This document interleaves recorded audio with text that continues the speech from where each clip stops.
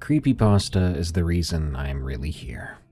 Darkness Prevails or EerieCast would not be here without the good and the bad creepypasta from the old days.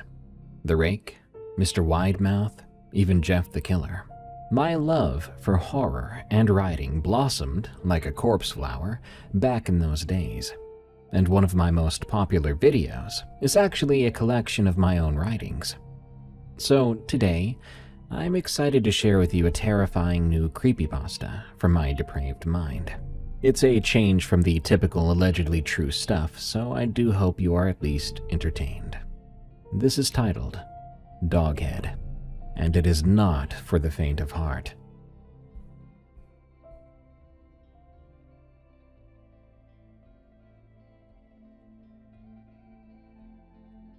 The smell still clung to me. That was the worst part.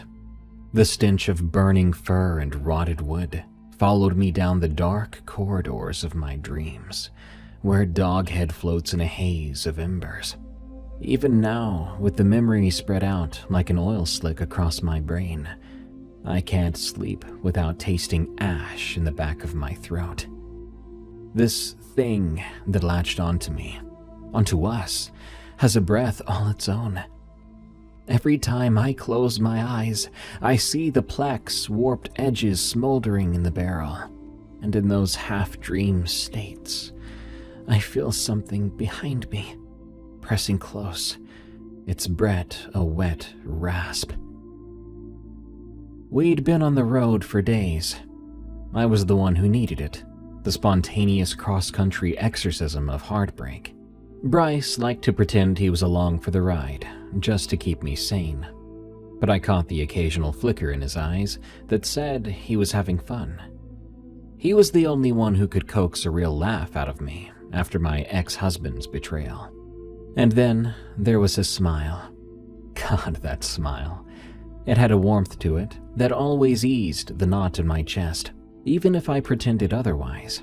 He wasn't classically handsome, not in a magazine cover way, but there was an easy charm in the way his brown hair curled around his ears, and the freckles just beneath his eyes made him look perpetually amused with the world. Sometimes I'd catch myself noticing how broad his shoulders were, or how he carried himself like he was ready to shield me from anything. Then I'd push those thoughts away, refusing to label them attraction. We took turns driving, splitting gas and cheap motel fees. The miles blurred, stretches of farmland, the occasional billboard proclaiming something about the Lord's righteous vengeance, the ever-present hum of rubber on asphalt. Bryce tried to keep my spirits high with a running commentary on every bizarre roadside attraction we passed. "There," he said, tapping the window as we rumbled down a lonely Nebraska highway. "See that sign with the woman in the clown wig? Or maybe it's just a sun-bleached scarecrow."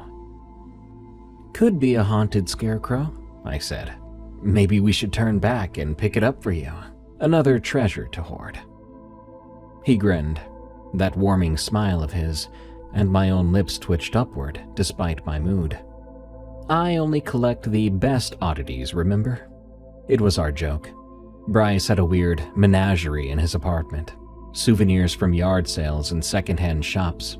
A porcelain doll missing half its face, a plaster Virgin Mary turned into a lamp, a goat skull someone had fashioned into a coffee mug. Disturbing stuff, but he found them charming. He was one of the few people who could use a term like sun-bleached scarecrow and somehow have it come out sounding charming. You'd fill your trunk with any piece of trash that calls your name. My elbow found his side. "Be grateful I'm here to keep you from going bankrupt." He just gave me a wry smile. "You only pretend to be my keeper, Alice." I rolled my eyes. The truth was, I liked that he let me have control sometimes. It gave me a sense of peace, something I hadn't had in a long while. My ex, Brandon, had mastered the art of false democracy, nodding along to my ideas before doing whatever the hell he wanted anyway. The day I found our savings account gutted felt like swallowing broken glass. All those careful years of saving gone in a series of secret withdrawals that read like a receipt of betrayal. A receipt with the gall to ask for a tip. My stomach twisted at the memory, so I pressed my forehead against the cool window, letting the endless cornfields blur into nothing. A battered billboard caught our attention. The words, "Wolf's Curiosities," had nearly peeled off with age, and the sign pointed down a narrow, muddy track that disappeared into tall grass. Some local version of a curiosity shop, probably. Bryce's eyes lit up at once. "Come on," he said. "Let's see if they've got something truly strange for me to lug around." I exhaled. I guess we could stretch our legs. An attempt at a grumble was quickly supplanted with a grin. The highway's center line had started to blur. He turned the car onto the track, which led to a rickety shack balanced precariously on a slight rise. The sign outside was an exact match to the billboard's sun-bleached letters. Wolf's Curiosities. The building looked ready to collapse. Rotting beams, a sagging porch. A large bell hung above the door, caked in rust. "Are we sure it's open?" I peered through the darkened windows. Bryce shrugged, still wearing that grin. "Only one way to find out." The way his mouth curved upward. Sometimes I wondered if he knew how much it disarmed me. We got out of the car, and immediately the wind whipped up dust and something vaguely chemical-smelling, like cheap perfume gone rancid. As we stepped onto the porch, one of the boards creaked so loudly I thought it would snap. Bryce tested the door. To my surprise, it opened with a dull clang of a bell, still functional despite the rust. Watching him enter was the equivalent of a child stepping into an amusement park. He lived for the hunt of oddities, for the quest to find that next eerie conversation piece. I suppose it was one of the things I found appealing about him, even if I didn't experience the same joy he did over the items he collected. Inside, the smell changed, a swirl of perfume, dust, and a faint whiff of decay. The cramped space was cluttered with old dolls and chipped porcelain statues, worn knickknacks and battered furniture. Bits of everything and nothing. A mirror near the entrance had a gold frame, peeling in large flakes. I caught my own reflection. There were dark circles under my eyes that were once bright. My hair needed a trim, and I seemed leaner than last I looked. I turned away. Bryce was already poking through the shelves. "Oh, look at this!" He lifted a tarnished wind-up monkey with symbols for hands. One of its glass eyes was missing. "I'm in love." "You have a warped definition of love, you know that?" I nudged the broken monkey with a finger. "Let's see if there's a proprietor around before you steal that thing." That was when I saw the dog's head. It hung on the far wall, a taxidermy mount on a shield-shaped wooden plaque. The fur was the color of old rust, mottled in places with bare patches of darker hide. The muzzle was slightly parted, as if panting. At first, I thought the eyes were made of cheap glass, but when I stepped closer, I realized they looked wet, reflective in a way that made my stomach clench. An odd static skittered up the base of my neck. I let my gaze wander over the details. Those stiff whiskers, the tip of one ear chipped away to reveal something pale beneath. Had the ear been broken, or was it just worn out with time? The longer I looked, the more my stomach soured. "Alice!" I jumped at Bryce's sudden near whisper. "I'm not the only one seeing that, right?" He stepped beside me. I noticed his shoulders were tense. "It's wrong," I said quietly. "Something about it." For a heartbeat, I almost expected it to blink. A moment later, we heard shuffling footsteps from the back, and an older man emerged. He wore suspenders and a stained shirt, carrying a box of dusty trinkets. His narrow face was deeply lined, hair slicked to one side in a stringy mass. He paused when he saw us, then gave a small, stiff nod. "Afternoon," Bryce said politely, though it was probably creeping into late evening by now. The man said nothing, setting his box down on a warped desk, then slowly made his way to us. The thick smell of aged cologne followed. "You folks tourists?" he said in a raspy voice. "Something like that," Bryce replied. "We saw your sign off the highway. You've got quite a collection. Really interesting pieces." His voice was warm again. It suddenly felt easier to breathe. The man's gaze flicked to me, lingered for an uncomfortable moment, then settled on the dog's head behind us.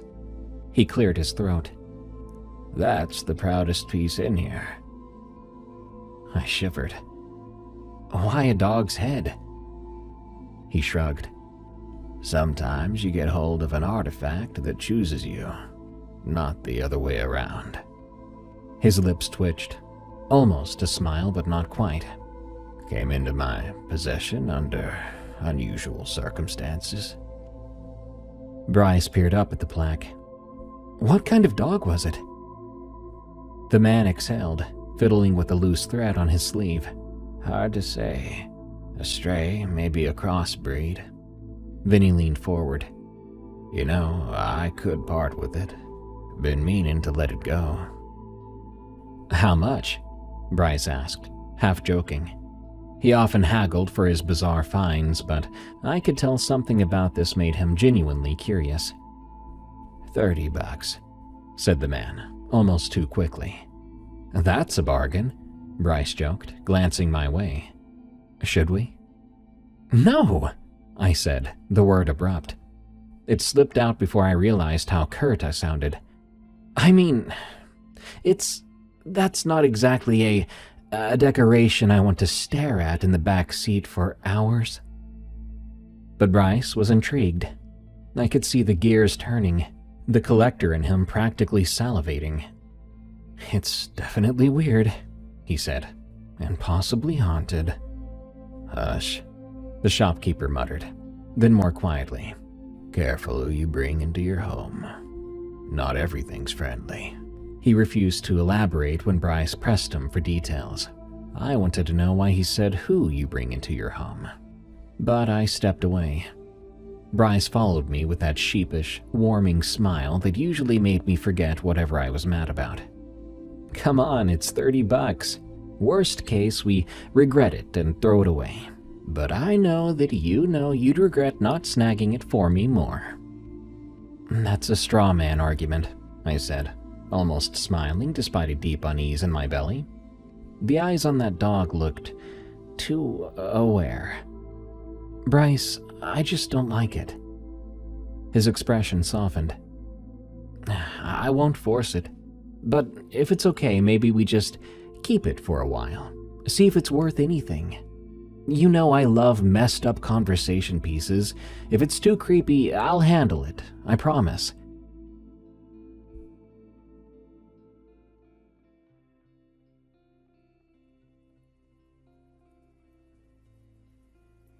I caved.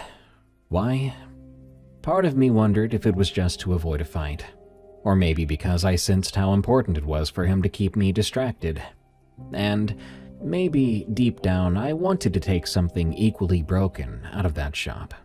Something that mirrored how I felt. That anger, betrayal, dread. It was nonsense, but that's where my head was. So, Bryce paid the man. We carried the plaque off the wall and placed it carefully into the trunk, wrapping it in some old towels to keep it from rolling around. When I glanced at the mount one last time before shutting the lid, I noticed that the dog's eyes almost seemed to reflect my face, as if they wanted me to see myself in them. I closed the trunk quickly.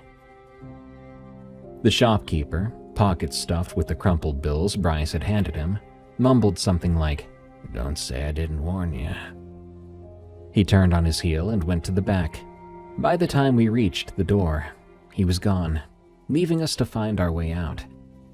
The musty shop felt colder than when we'd first arrived. Outside, the wind was picking up, blowing in dark clouds. The sun was shrinking as well, turning the horizon into a bruise of purple and orange. We climbed into the car and shut the doors in silence. Bryce started the engine, offered me a small, uncertain grin. "A score?" I didn't reply, just stared at the shack in the side mirror until it vanished behind a bend in the track. We drove on, dusk creeping across the sky. I sensed Bryce was holding back questions, so I broke the tension. "Hey, do you remember that time, what was it, sophomore year, when you showed up at my door in the middle of the night because you'd fought with your parents?" He glanced over, then returned his eyes to the road. "Yeah, I was so mad I thought I was going to run away forever. But I ended up walking 6 blocks and realized I didn't have enough money for a bus. Or a plan." I smirked, though my heart squeezed a little at the memory. "You told me you were fleeing tyranny or something dramatic like that." He grinned, his entire face brightening in that familiar way. "It felt that way at the time. And you in your pajamas let me crash on your couch, remember? I remember my mom freaking out because there was a random teenage boy in the living room the next morning." Bryce laughed softly, the tension in the car loosening a bit. She was pretty pissed, but she never told my parents. I appreciated that. "That's because she always thought of you as a weirdly responsible teenage boy. Joke's on her, I guess." "Hey," he said, mock offended. "I'm still fairly responsible." I flicked my gaze to the back seats, which, if merely folded down, would reveal Doghead's plaque, wrapped in towels. "Sure you are." He shook his head and snorted. "You're one to talk, Miss Cross-Country Trip to escape my crap life." Despite myself, I laughed. It was a small moment, a reminder that we had years of shared memories. Some silly, some heartfelt. For a few precious seconds, I forgot about the dog's head in the trunk and the unsettled anger that gnawed at me. Bryce tried to lighten the mood further as we approached the nearest motel. He cracked jokes about how we were the dumb teens in a horror movie, the ones who pick up a cursed artifact and die first. I forced a laugh, my voice tight. I think he sensed it. He changed the subject to my ex, though he didn't say his name, then asked, "You sure you're holding up okay? You've been quieter than usual." I drummed my fingers on the armrest. "I'm just tired. It's been a lot these past few months. Moving out, getting lawyers, dividing up stuff, and now, apparently, babysitting a severed dog's head." He grimaced at that. "Hey, look, if it makes you feel weird, we can toss it. I mean it." I shook my head. "No, it's fine." I paused, then admitted, "I don't want to ruin your fun." The confession sounded more fragile than I intended. He glanced at me, concern etched into his face. I quickly turned away, changing the subject. "How far to the motel?" "Just a few minutes. Don't worry, I saw a sign for a place. Hilltop Motor Lodge. Probably as classy as it sounds." He tried to return to that easy banter. "Bet they'll have bed bugs, or maybe a stolen painting in every room. You never know with these side-of-the-highway specials." I pressed my lips together. "So your idea is to gather cursed objects and bed bugs in one epic road trip. Great." He chuckled. "A road trip to remember. Can't deny that." We soon pulled into the lot of Hilltop Motor Lodge. The neon sign flickered, the letters partly burned out. The parking lot was pitted with potholes. An office near the entrance sported a crooked metal door and drawn blinds. We stepped inside to check in. The receptionist, a bored-looking woman in her 60s, barely glanced up. She gave us a single key with a chipped plastic fob. We grabbed our overnight bags from the trunk. We left the dog's head where it was, though I felt like those dead, glossy eyes were somehow staring at me through its covering. The room had 2 beds, separated by a warped nightstand. The curtains smelled like old cigarette smoke. There were dark stains on the carpet that I dared not identify. I plopped my bag down and tested the bed with my hand. It sank about 6 inches, accompanied by an unsettling squeak. Bryce clicked on a lamp that buzzed, flickering with an anemic glow. Our road trips always included lodgings like this, but tonight it felt particularly suffocating. Bryce was rummaging in the mini-fridge. "Nice! We've got half a can of beer and an ancient burrito. No brand name either, just a greasy wrapper with a clown face on it. Yum." I scrunched my nose. "Hard pass. I'm actually going to get a shower. Try to rinse off the day." He pointed at the door to our bathroom. "Don't let the ghosts in the drain get you." I mustered a small snort of amusement and headed in. The overhead light in the bathroom was harsh and flickered once before stabilizing. The mirror reflected a woman I barely recognized, tired, hollow around the eyes. The hush of the water was strangely soothing at first, but within minutes, the bathroom's ventilation kicked on with a sputtering drone, rattling as if it were about to break. Part of me was afraid to open the shower curtain, for reasons I couldn't define. The dog's eyes were in my mind, that same intangible presence. "Don't be stupid," I muttered. I took my shower, then forced myself to shut off the water, step out, and face my reflection again. I dried off and changed into loose sweatpants and a t-shirt, steeling myself. Opening the bathroom door, I kind of expected to see the dog's mount perched on the bed, but there was only Bryce, lying back on his mattress, eyes on his phone. He glanced up. "All yours," I said. He nodded and got up, passing me to use the bathroom next. I watched him close the door, then exhaled. My heart was racing for no good reason. I slipped under the covers and stared at the swirling pattern of the old wallpaper. Eventually, Bryce turned off the light. The darkness settled in, broken by a sickly glow from the neon sign outside. The shadows danced across the walls. I tried to let my mind drift, but sleep came only in tenuous increments, each dream laced with flickers of panic. I'd see a corridor with peeling wallpaper, hear panting echoing through the emptiness, feel something's breath at my ear. I snapped awake at one point, heart pounding. The room felt colder than before. My gaze darted to the dresser in the corner, on which I'd left my phone to charge. I saw the silhouette of Doghead's plaque.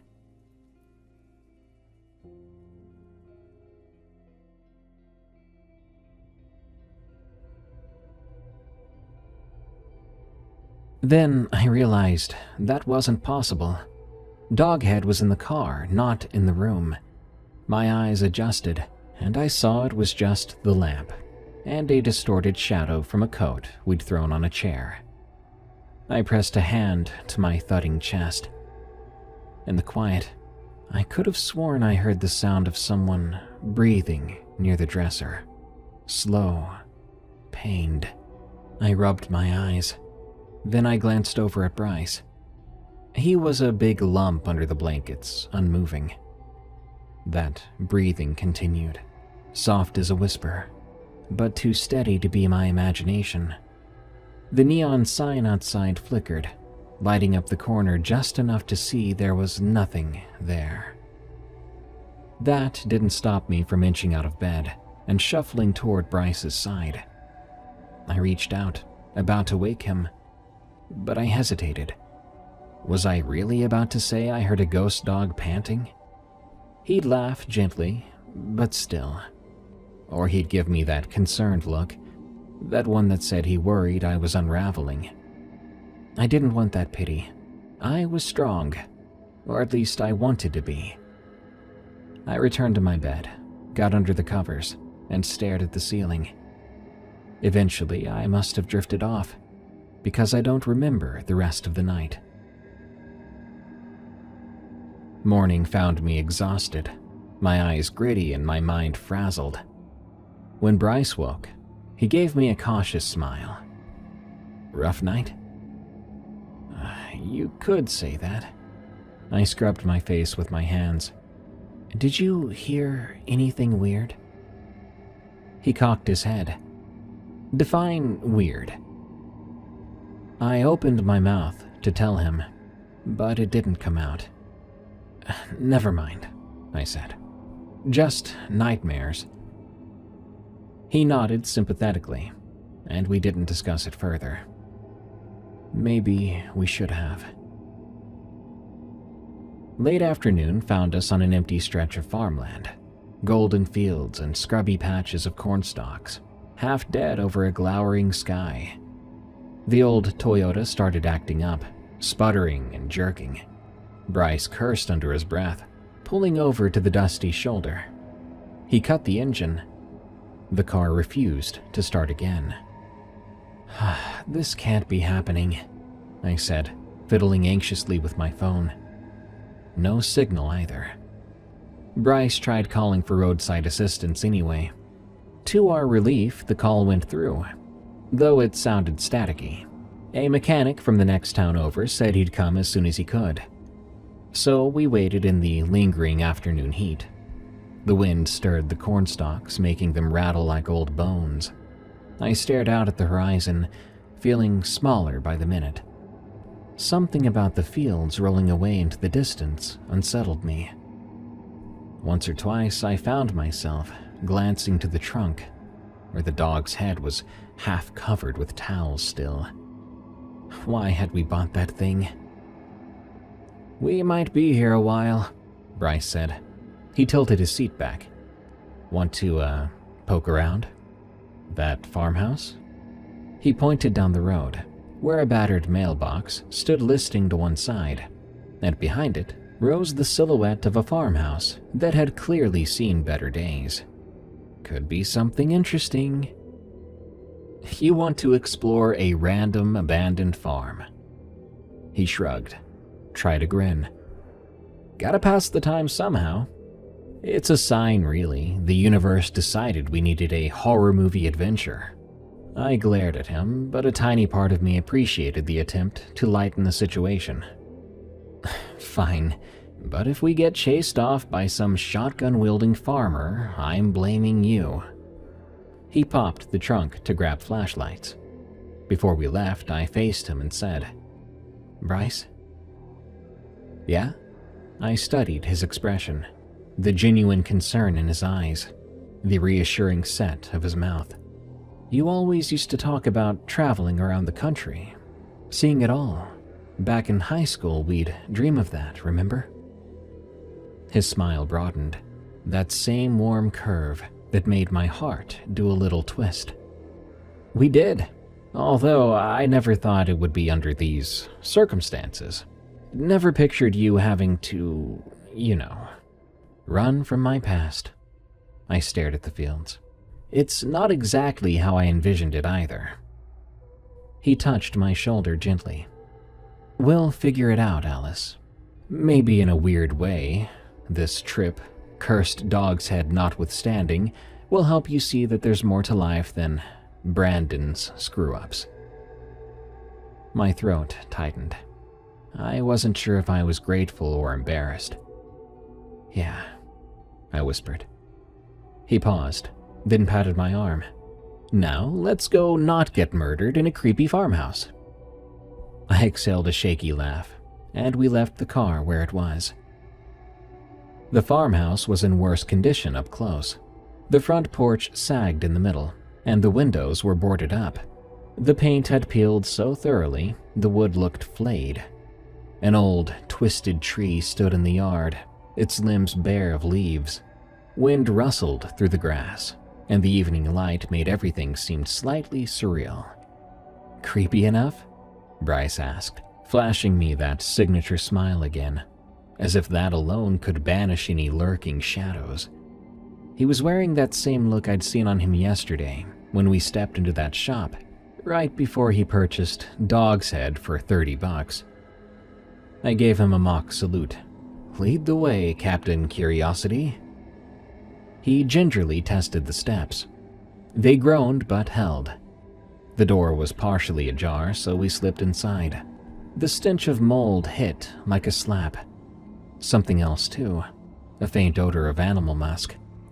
Light filtered through cracks in the boarded windows, illuminating swirls of dust motes. The remains of furniture, an overturned couch, a battered table, were all scattered in the front room. Sections of the wallpaper had rotted off the walls. "You happy, you maniac?" I whispered, although there was no real need to whisper. "This place could collapse on us." Bryce just walked slowly, shining his flashlight even though there was enough weak daylight to see. I always wanted to explore a haunted house. "You and your taste in weird," I muttered. We reached a narrow hallway. The floor felt spongy in places. At the end was a door that gaped open to reveal rickety stairs leading down. A dank odor rose from the darkness, intensifying the smell of mold. My nose wrinkled. "You're not going to—" I began. "Yep," he said, stepping onto the top stair. The board squeaked ominously. I sighed, following close behind, not wanting to wait alone. The steps descended into a small basement with a low ceiling. Wet patches stained the walls. It was even colder down here, the chill sinking into my bones. Bryce's flashlight cut a narrow beam through the dark. In one corner, I saw a broken cabinet, its contents spilled onto the floor. In another, a dusty workbench. But what dominated the far wall was this rusted metal bracket, shaped like a shield or crest, bolted to the concrete. A ring of dark stains, was it mold? Spread around it. Bryce stepped closer, shining the beam at it. I felt my skin crawl. The shape of that bracket, the curve of its top and edges, it looked exactly like the back of that dog's plaque, as if it had once been mounted here.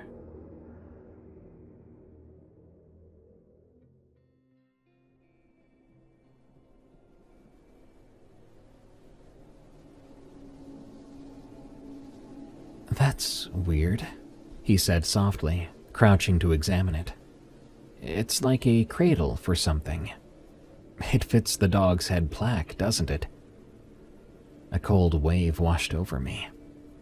There was no question, no guesswork. It was a perfect match. I took an involuntary step back. My flashlight flickered, and that damp dog breath smell intensified, as if the basement was breathing. "Do you smell that?" I whispered. Bryce's brow furrowed. He opened his mouth to reply, but the flashlight in his hand blinked out. We both froze. My chest tightened. All at once, I heard a faint scraping from somewhere behind us, like claws on concrete. I swung my flashlight wildly, illuminating only drab walls and lumps of debris. "Let's go," I hissed. "Yeah," Bryce agreed, voice taut. He fiddled with his flashlight, and it came back on with a flicker. We hurried back up the stairs. On the main floor, the wind outside rattled the broken windows, making me jump. We marched straight to the door and out onto the porch, my heart raking against my ribcage. I didn't look back. When we made it to the yard, Bryce's phone buzzed, startling us both. The mechanic. He'd be there soon. I shot the house one final glance. The porch seemed to slump, as though it was releasing a long-held breath. For a moment, I was worried we'd left footprints in the dust, some evidence that might provoke something. Then I shook the thought out of my head. We made our way back to the car. When we got there, Bryce unlocked the trunk and peeked in at his newest purchase, as if to make sure it was still there. I couldn't resist a peek too. I saw the dog's head had shifted beneath the towels, exposing half its muzzle. I could see the curve of its lips, parted as if ready to snarl or pant. Something about it felt smug, like it had known all along what we'd find in that basement. We ended up in a tiny rental house next to a cornfield while the mechanic worked on the car. Apparently, he needed a few days to get the right parts. His cousin offered the place for cheap. Less than the motel, the man promised. And we were in no position to argue. The house was small, only a few rooms. It had electricity, running water, the basics. Old scuffs on the walls and floors hinted it had seen better times. Not the sort of place I'd choose for a vacation, but it would do. We put our bags in the living room, setting up makeshift sleeping arrangements. Bryce took the couch. I took a fold-out cot we'd found in a closet. My knee still ached. For a moment, I had stumbled in the farmhouse basement, and I could still feel it. The tension coiled inside me like a knot. Bryce got beers from a gas station down the road, trying to raise our morale. But as evening set in, I could see he was distracted, his gaze drifting toward the car outside. We had left Doghead in the trunk. Because he was having the car being worked on, he wanted to bring the Doghead inside. But one look at my face after that suggestion, well, let's just say he changed his mind and didn't argue. But I noticed him scratching at his neck periodically, as though something irritated him. Around 9, I looked up from my phone to see him staring out the window. The last streaks of purple twilight were fading. I caught a glimpse of his reflection in the glass, wide-eyed, lips parted. "Bryce?" I said quietly. "You okay?" He turned, blinking as if he'd forgotten I was there. "Yeah, sure. Just thinking." "About the plaque?" He gave a wry chuckle. "A bit, and other stuff, like what the bracket in that basement meant. Why did it look so familiar? You can't tell me we managed to break down right where Doghead had been mounted before?" I finished for him. We shared a chill. "I don't know. Maybe it's in our heads. The creepiness factor of your new favorite oddity is making us paranoid." He frowned.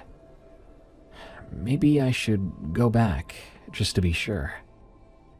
"Feel free, but I'll probably be the one taking you for a rabies shot if you get mauled by a ghost dog." He half smiled. I mirrored him, but the gesture was empty. The dog breath smell at that farmhouse still lingered in my nostrils. Night fell, thick and silent. Even the crickets were subdued. I tossed and turned on the cot, never fully dozing. Sometime after midnight, I heard faint, creaking floorboards outside the living room. My first thought was, did Bryce go to the bathroom? But the footsteps sounded heavier, dragging in a way. My pulse fluttered. I sat up. The hallway light was off, but the moonlight cast a dull glow through a small window. I could just make out that the couch was empty. Bryce wasn't there. I got up and carefully slipped out to the corridor. The boards were cold beneath my feet. At the far end, I noticed a door. It stood slightly open, though I hadn't explored that part of the house yet. I heard scraping noises. The stench of dog breath, wet, musky, with an undertone of something rancid, clung to the air. I covered my mouth to avoid gagging. I called Bryce's name quietly. No reply. Tremors crawled through my arms and legs as I pushed open the door. It led down into a small cellar, not unlike the farmhouse, but less decrepit.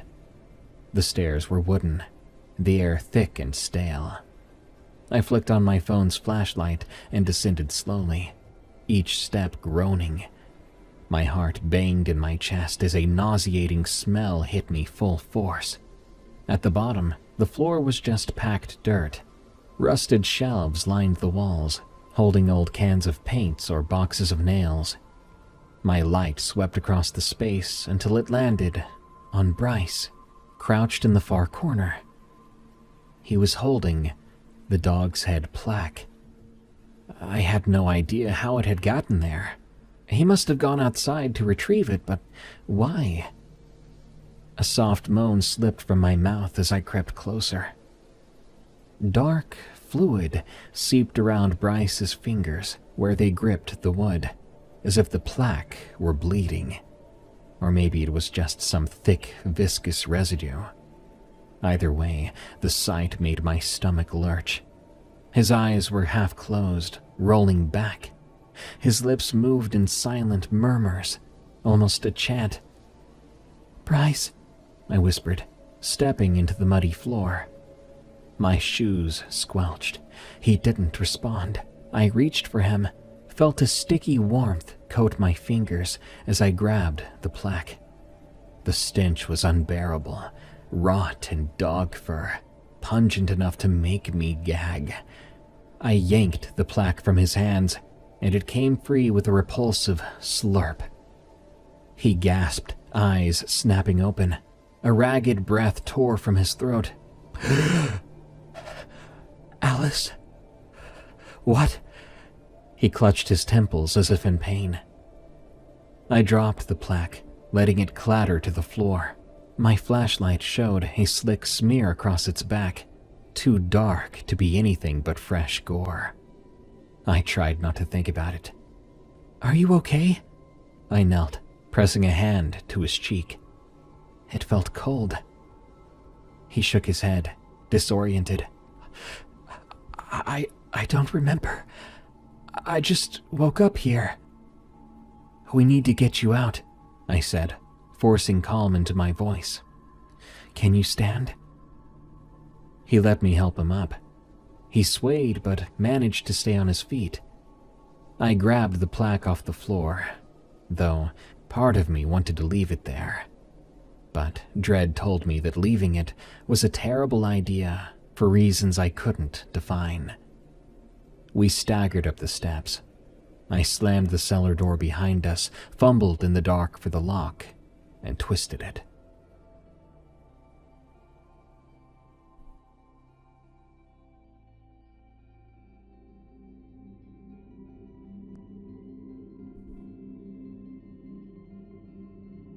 In the hallway, we both leaned against the wall, panting. I flicked on the overhead light. Bryce was pale, sweat beading along his hairline. "What the hell just happened?" he said in a hoarse whisper. I swallowed. I have no clue." He pressed a shaky hand to his face. I felt like it was calling me, somehow. I was dreaming, maybe I was sleepwalking, I don't know. The next thing I knew, you were there, pulling me out of this fog." "That's it," I said, voice trembling. "We're burning it. Tonight, right now." He nodded, eyes dark. "Yes." We hobbled outside, adrenaline fueling us. The yard was dimly lit by a half moon. The cornfield rustled in the breeze, whispering like 1,000 hushed voices. I felt dizzy, but I refused to slow. We searched for something to start a fire, finally finding a rusty metal barrel behind the shed. It smelled of old oil, but it would serve. We set the plaque inside, Doghead staring up at us with that awful parted muzzle. At that moment, I almost pictured it twisting into a grin that mocked Bryce's usual warm smile, a corruption of everything about him that had made me feel safe. Then we poured lighter fluid over it. Bryce's hands shook as he flicked the lighter.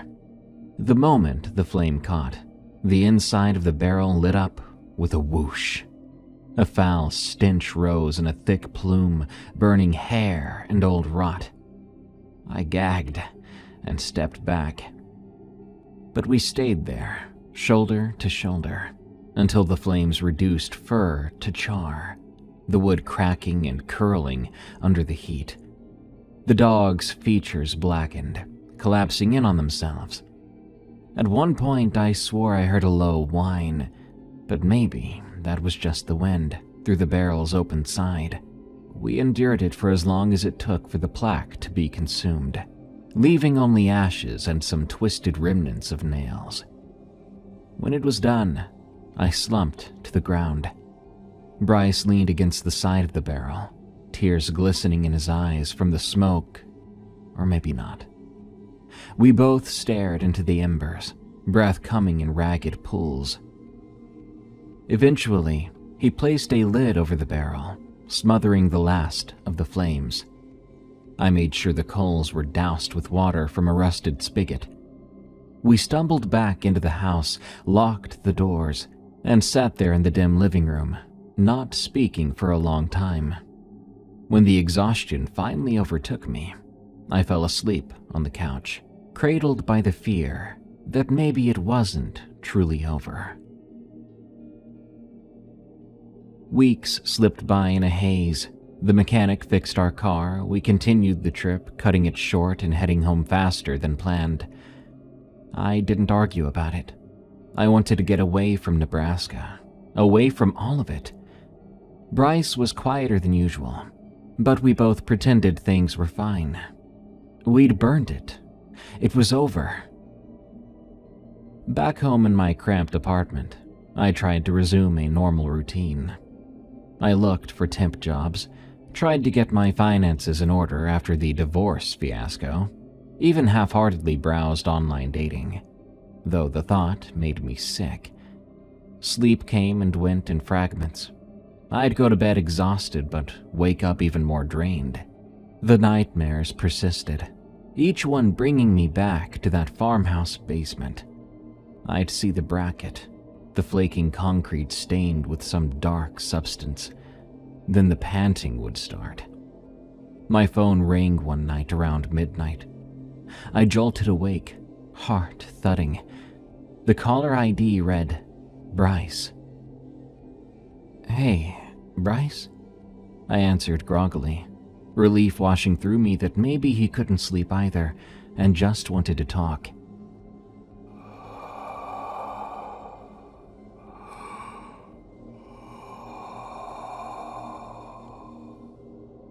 All I heard was breathing. At first, I thought it was just static on the line, but then I heard the faint wetness of each exhale, like some animal was on the other side. It gave me goosebumps. "Bryce?" I repeated. The breathing didn't stop. Then, abruptly, the call ended. I tried calling him back, but it went straight to voicemail. A swirl of dread took root in my stomach. It had been weeks since we'd burned Doghead, and he'd seemed to be doing better, though we hadn't talked much besides the occasional text. Why would he call me so late, just to breathe into the phone? The same thing happened the next night, and the next, always the same. I'd pick up, hear that rasping breath, then click, the call ended. By the fourth time, my nerves were shredded. I was having trouble functioning during the day. My temper spiked at small inconveniences, like I was carrying this internal blaze of anger. It wasn't just at my ex anymore. Now it was at everything. A barista messed up my coffee order, and I snarled under my breath until the poor woman apologized twice. I even snapped at my neighbor for leaving the hallway door ajar. I could not quell that fury, and beneath it lay anxiety, a helpless terror that something was looming. Finally, I reached out to Bryce's sister, but even she had not heard from him. After that, I called his local police, asking for a wellness check. The officer on the phone was polite but curt. They'd go to see if he was home. An hour later, the officer called back. Bryce's door had been found open, but the place was empty. There was, the officer said, in a carefully neutral tone, a strange odor in the living room. He said it smelled like dead animal. But there was no sign of Bryce. They advised I contact them if I learned anything about his whereabouts. I was too rattled to even cry. My guilt pressed on me like a physical weight. Why hadn't I insisted we'd get rid of that plaque earlier? Or talked to him into seeking help after that night in the cellar? The next day, I called a friend of ours, Quinn, who actually lived near Bryce. He said Bryce had not shown up to work for nearly a week. Something was very wrong. Despite every warning bell in my head, I packed a bag and drove back to that farmhouse.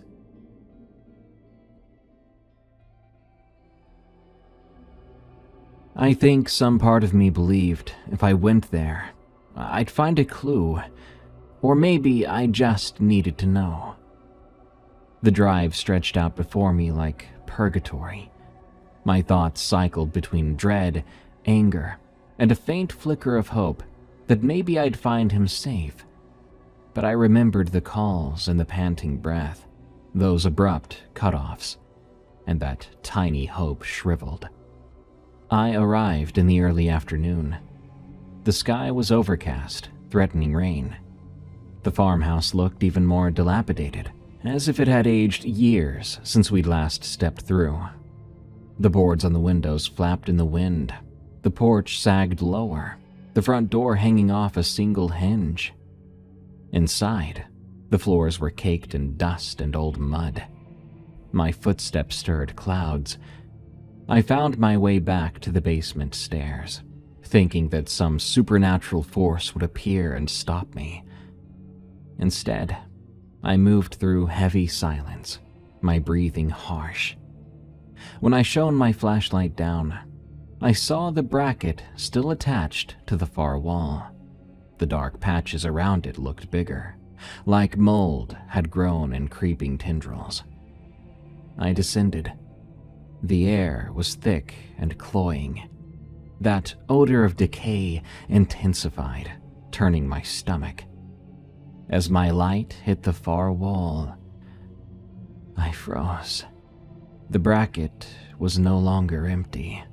There sat a plaque, and upon it was Bryce's head, where Doghead's used to be. My mind could not process this at first. The shape was so hideous. I thought maybe it was just a joke, or a twisted mannequin. But then, I recognized the features, contorted in agony, eyes wide and glassy. The hair around his scalp was matted with dried blood. I let out a choked scream that echoed off the walls, staggering backward until I hit the opposite side of the basement. The flashlight flickered, revealing more details. The bracket had been adapted somehow, now fitting around the edges of Bryce's face, a ring of blood crusted where metal met flesh.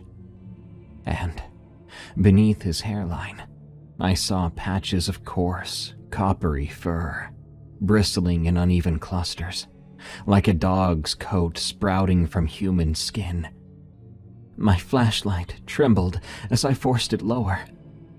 The jaw. Dear God, the jaw looked elongated, teeth bared in a feral sneer. The entire lower half of his face, from the cheeks down, seemed to be in the process of stretching forward, as if it were mid-transformation. No matter how much I wanted to run, my legs felt anchored. Then, I heard a noise in the corner, a quiet shifting. My eyes flicked there. Something pale moved, large and hunched like a man, but with a muzzle. There was Doghead, fused to the neck of a body. Bryce's body. It was hairless in patches, fresh fur sprouting in others. A pale arm and a twisted paw-like limb. It was breathing in slow rasps, each exhale so reminiscent of those phone calls that my bones nearly turned to water. It raised its face. Or was it Bryce's face? Was it Doghead's face? Or both? And it smiled. God, that smile. That grin was a horrible echo of Bryce's warming smile, the corners of the mouth curling into a parody of comfort. I swear I saw recognition in its eyes, something faint in there that might have been Bryce. But I bolted, stumbling up the stairs, my screams lost in the furious pounding of my heart. If it was coming after me, I did not stick around to find out. I ran straight to my car, the swirling clouds overhead closing in. The seatbelt took 3 tries before I could click it. My hands were shaking just that much. I tore from the driveway, gravel spitting behind me. My mind was a chaos of shock and terror, not sure if I was even seeing reality anymore or some monstrous hallucination. I did what I thought was right. I called the police. They told me to wait at a gas station nearby while they checked. So I did. But an hour later, the officer claimed the basement was empty. No sign of a bracket. No sign of a body. Just dust and junk. "Ma'am?" the officer said gently. "Are you sure you saw?" He was just doing his job. Probably. But the doubt in his voice made me want to scream. I drove then. I didn't know where. I just left, thoughts reeling with dread, confusion, and guilt. I drove until I found a decent motel and locked myself in a room, and I lay awake all night, replaying what I'd seen. My friend's severed head on the wall. Or was he really severed? I recalled that half-formed muzzle, the slow shift of muscle and fur. Something alive, and yet not. Eventually, I made my way home, though nothing felt like home anymore. Sometimes I'd pass a reflective surface and catch a glimpse of something that wasn't quite my face, like a muzzle forming, bridging my nose. Of course, it's just the corner of my eye playing tricks, or so I tell myself. I have no proof of that either, and I have the sense that one night, maybe soon, I'm gonna wake up to find it standing at the foot of my bed, panting softly, copper-brown fur glistening in the darkness.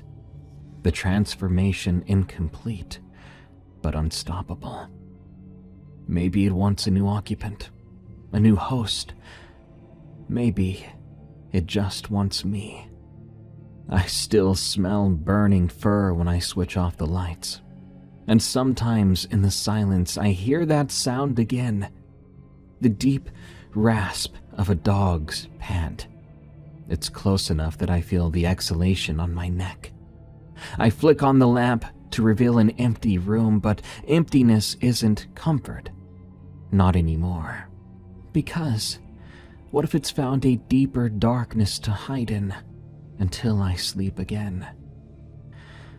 Every night, I wonder how long it'll take to find me. I smell it again. Wet breath just behind my shoulder. I need to turn the lights on now. Forgive me if I stop here. I have to keep it away. I have to try.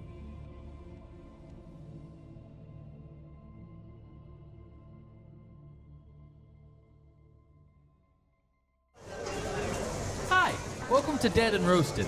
What can I get you? Oh, I've got quite the fun story for you today. It builds into one of the most tense and creepy ending sequences I've ever heard in a story on this show. This story is titled, I Met Her in the Rain, and it was sent to me by an anonymous sender. It's about a man who takes care of vacant homes along the coast, but a long rain brings something with it that seeps into his heart and leaves him changed forever. I'm Darkness Prevails, and this is Tales from the Break Room. Get more stories like this without ads and more over at Eerie.fm by becoming a premium member. Help us keep our horror alive. Thank you. I took that job because my dad said I would never keep it. That isn't the whole reason, but it's most of it. I was 24 years old. I had started a 2-year HVAC program at Clark College when I was 20, and I quit 8 weeks in. There was this warehouse job before that, and a tire shop job before that, and my dad kept a running total in his head. He's a diesel mechanic in Vancouver, Washington, 31 years at the same shop. He's never once in his life called in sick. At least, that's what he says. When I told him I was moving out to the coast in May to clean vacation rentals, he said, "Okay, good." Then he said he'd see me in August. He wasn't being mean about it. He was teasing. So I stayed past August. Then I stayed past September.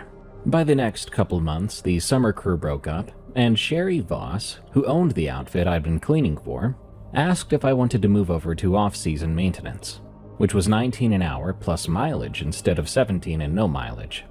I said yes before she finished the sentence.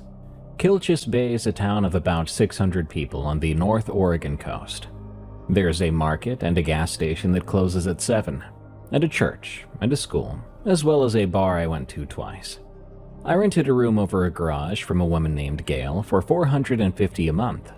The room had its own outside stairs and a hot plate and a bathroom with a shower, but I did have to stand in the shower sideways to fit properly. The job was houses.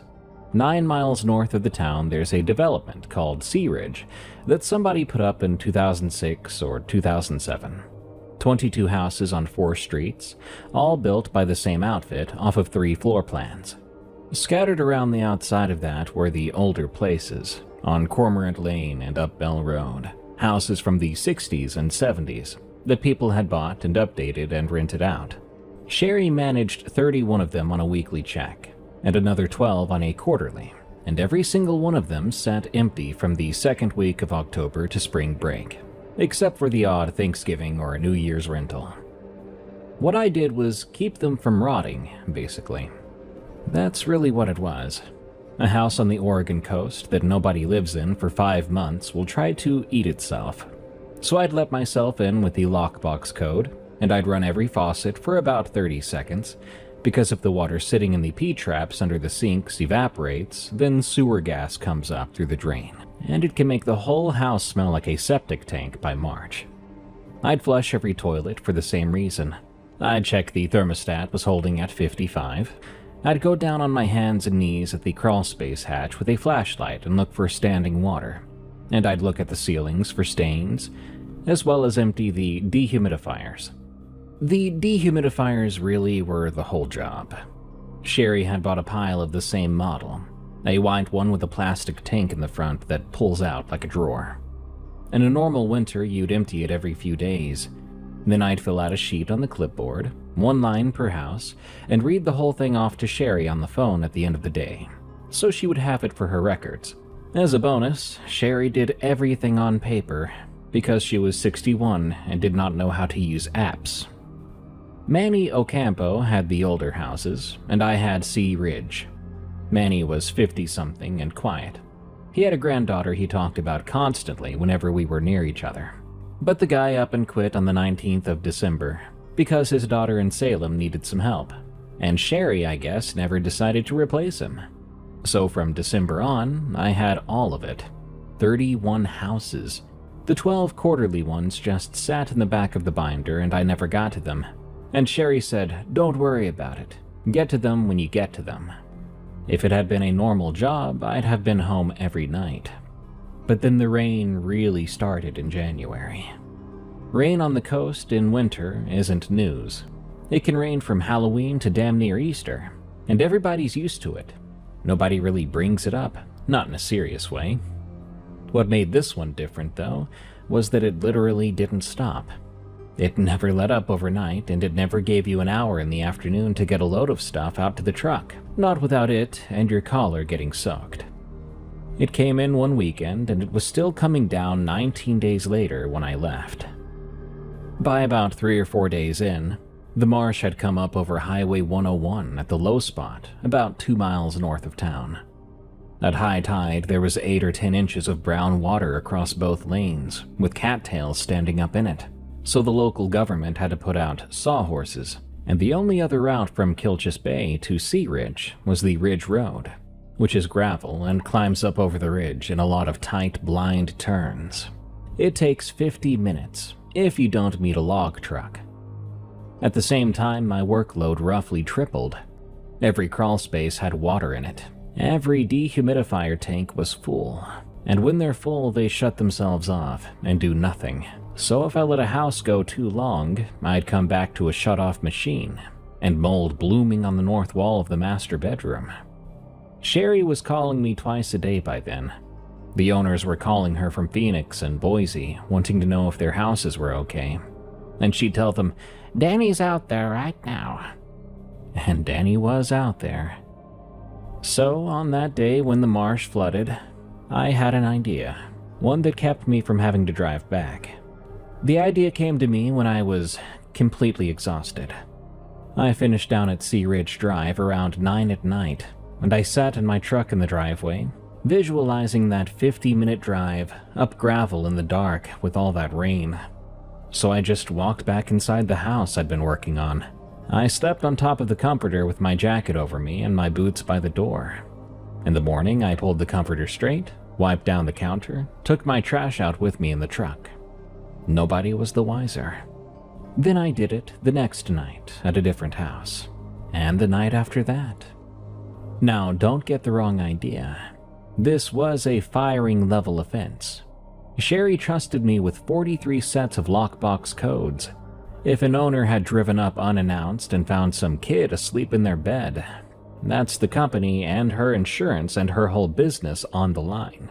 I told myself the road was closed, which was mostly true at high tide, and I told myself I was saving the owner's money and mileage, which was also true. But I never told Sherry, or even my dad, that I was doing that. By then, my dad and I were on a schedule of one phone call every couple weeks, which was usually about his health or his truck. So nobody on earth knew what house I was in at any given moment, including me half the time, because those Sea Ridge houses are the same house. The flooring is the same gray plank in every one of them, and the cabinets are the same white, and there's always this framed photo of a sand dollar in the hallway that is, I'm not exaggerating, the same photo 22 times across different houses. The 3 floor plans are the same plan with the stairs on the left or the right, or the garage might be flipped. I'd wake up at 2 in the morning and have to think for a second about which side of the bed the bathroom was on. I started to leave one lamp on, the floor lamp in the front room, whichever house I was in. Coming back at night off the Ridge Road, there's a long, slow bend where you can see the whole development spread out below you, and every window would be black except one. That would be the one I was staying in. It was a nice thing to have. Something about it made the whole arrangement feel less like trespassing and more like coming home. This brings me to the story you've probably been waiting for. So the first thing I couldn't explain happened at the end of the week, 6 days into that rain, on Bell Road. Bell Road was Manny's designation formerly. It's an older house, cedar shakes gone black, built into the hill so the downstairs is half underground. That house was my worst one for water. The dehumidifier down there filled its tank in about 14 hours, and I'd go back there every day. I came in around 3 in the afternoon, soaked through, and I went straight down to the lower level. The machine was running with its green light on and the fan going. When I pulled the tank out, it was empty and dry. For a second, I just stood there. A dry tank on a running machine means somebody had to have emptied it, recently enough that no condensate had come off the coil yet. And in that house on that day, that meant within about half an hour. I put the tank back and went upstairs, checking the front door, It was locked. Same with the sliding door and with the garage side door. Nothing appeared to be out of place. I didn't see any wet footprints, though I hadn't left any either, because I'd taken my boots off at the door, which was a habit of mine. The only thing I found was in the back bedroom. That bed was made up with a quilt, and there was a dent in it. A body-length dent, hip deep, right down in the middle, like when someone lies down on top of a made bed long enough to leave an impression. And when I put my hand on it, the quilt was dry and warm. The rest of that house was so damp the paperbacks on the shelf had gone wavy. I decided Manny had a key. That's what I settled on. Manny lived in Salem now, but maybe he had come back for some reason or another. Or maybe there was a neighbor with a key, or maybe Sherry had somebody else out there and had not told me. I actually texted her that night, asking if anyone else was going into Bell Road. She wrote back, "No, just you. Why?" And I wrote back, "No reason. Thought I saw tire tracks." That would be the first lie I told about it, and there would be more. I saw the woman the first time the next evening, from the deck of one of these Sea Ridge houses.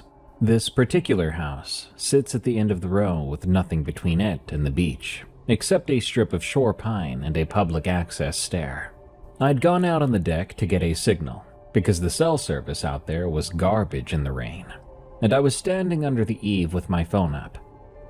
There was a woman down on the sand. She was about 200 yards off, down toward the creek mouth, standing still with the surf coming in behind her. She wore a green rain jacket, and her hair was dark.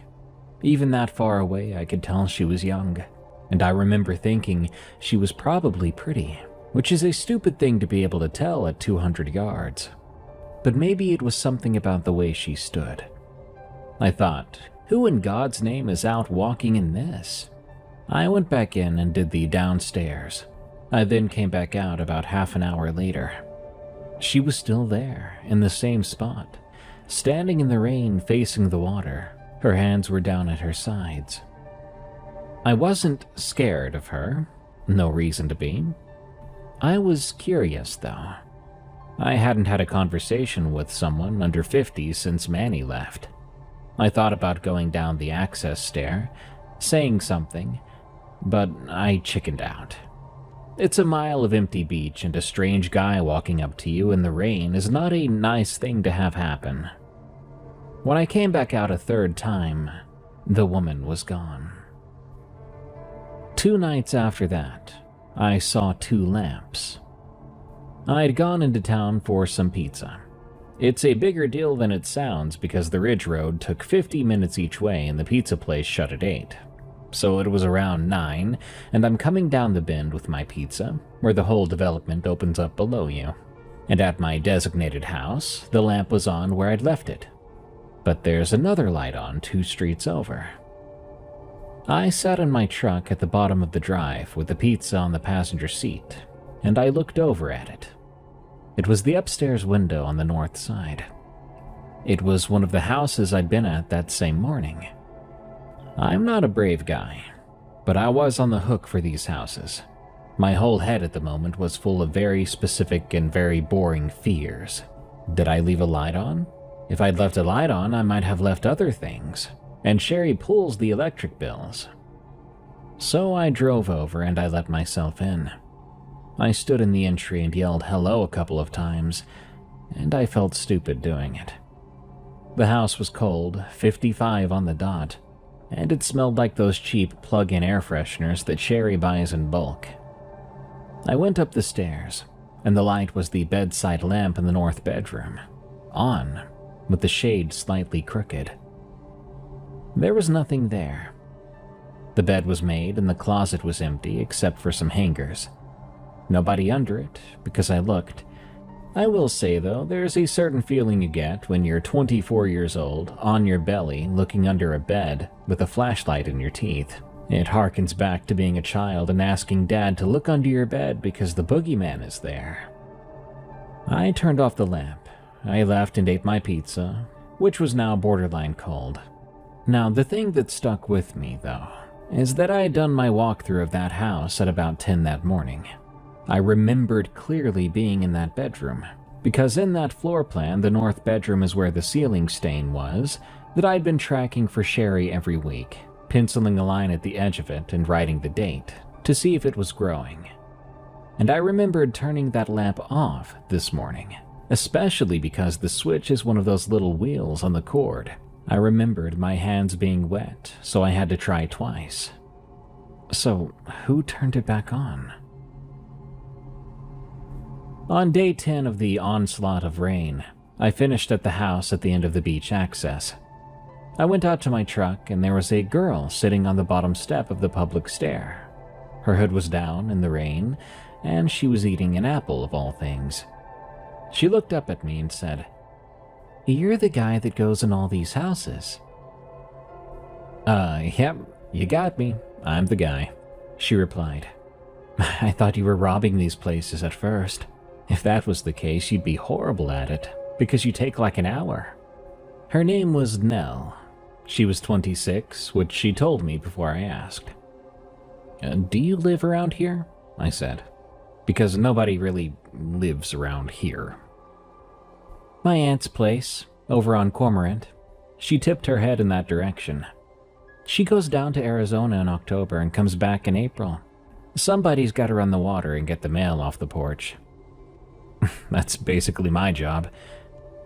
"Yeah, except I do one house and you do 40. And obviously I don't get paid." She took a bite. "Green Valley, that's where she is. She says there's about 900 Oregon people down there and all they do is play cards." I asked what she did when she wasn't running the water at her aunt's. She said she was still figuring that out. Then she stopped. There was an awkward silence for a couple of seconds, so I felt pressured to say something. I explained to her that I'd started HVAC school at Clark and lasted 8 weeks, and that my dad kept a list of the jobs I had, temporarily. She nodded the whole time I was talking. "I was a dental assistant," she said eventually. "Spokane, for 4 years. I just walked out during one lunch break and never went back." "Oh, so you quit? Quit." She turned the apple around, looking for a good side. "Everybody I know who finished a program hates their life." I laughed a bit harder than the joke was worth. I don't think I'd laughed at all since October. Nell had a chipped front tooth, upper left, a little corner off of it. She caught me looking and tapped it with a fingernail. "Swing set," she said. "I was 9 years old, and I went face first into the chain." We sat at the bottom of the stairs for nearly an hour, with the rain coming down on both of us, neither one of us doing much about it. When I finally said I had 4 more houses, she stood up and brushed off the back of her jeans. "Hey, tomorrow you should tell me which one you'll be at," she said, "so I don't have to sit on a step like a stray dog." I gave her the address that night. 3 days later, I gave her the code. I was in bad shape by then, and I never noticed it. I'd been alone since October. There was Sherry on the phone about crawl spaces and whatnot. There was a guy named Roy at the market who says about 9 words a day, and 4 of them are, "You want a bag?" A woman named Gail I saw once a month when I paid rent. At this point, I was going a little crazy, starting to talk to myself out loud in the houses as I worked. It wasn't crazy talk, honestly. It was just, okay, upstairs, to nobody, just to have a voice in the room. But then I had a girl show up out of the rain. A girl who thought my job was funny, and that my life was interesting. And I fell for her about as fast as it is possible for a person to fall for someone. Just 4 days at the most is how long it took. On day 4, I was already thinking about spring, where she'd go then, and whether she would stay for me. Those next few days were the best days I'd had out there. She'd come find me at whatever house I'd told her about. Sometimes she'd already be inside when I came back from the truck, sitting sideways in an armchair with her legs over the arm, reading a paperback book she'd taken off a shelf. She read other people's vacation paperbacks the whole time I knew her. but I don't think she finished a single one. She'd get like 60 pages in one and leave it face down and start another one at the next house. She helped me sometimes too. Not with the crawl spaces, she wasn't going down there. But she'd go around and run the faucets while I did the dehumidifier thing, and she was fast at it. One night I came upstairs and she'd already flushed all 3 toilets and set the thermostat back. Then she said, "You're welcome. I've cut 11 minutes off your life." We drove into town twice on the Ridge Road. The second time we got sandwiches at the market. Those turkey ones that Roy's wife makes and wraps in white paper. We sat in my truck in the gravel lot with the wipers going, and we enjoyed them. I noticed something at the time and thought it was funny. We were chewing at the same speed. Exactly the same speed. I would take a bite, she would take a bite, and our jaws were just synced up. And when I swallowed, she swallowed. I noticed it. Then I did it on purpose for a second and slowed way down and chewed like a cow. She slowed down too without ever looking at me. I laughed and said we shared the same brain cell. And she said, "Oh, are you watching my mouth when I eat?" and shoved my shoulder. There were other things I noticed and filed away as nothing at the time. She yawned when I yawned every single time within about a second. Anybody will tell you yawns are contagious, so that one didn't even register as a thing until later. Her hair was always dry. She had a green rain jacket, and the shoulders of it would be dark with water, and there would be droplets on her eyelashes. But the hair on top of her head would be dry as a bone. I assumed her hood had been up. That's what I assumed for those days. She never had a car either. Cormorant Lane to Sea Ridge is about 1.5 miles of shoulderless road with log trucks on it. And she apparently walked it in the dark and in that rain, both directions. When I offered to drive her, she always said she liked walking. So I let it go. Again, a lonely 24-year-old guy I was. A girl was walking 1.5 miles through January storm to sit in a room with me, and that made me feel special. She never told me anything about herself that I hadn't told her first. That aspect I didn't put together for months. Sitting in my dad's basement in Vancouver in the spring, I went back over it. I'd say I dropped out of a program, and she would later tell me she dropped out of something. I said my parents split when I was 12 years old, and a couple days later she said her parents split when she was 11. I said the thing I missed the most was my grandma's house in Ridgefield. I explained how it smelled, and 2 days later she was telling me about her grandma's place in Colville. Cedar chest, she said, and coffee that had been sitting on the burner since breakfast. Everything about her, everything she would say was a mirror or a bounce back off of something I'd said.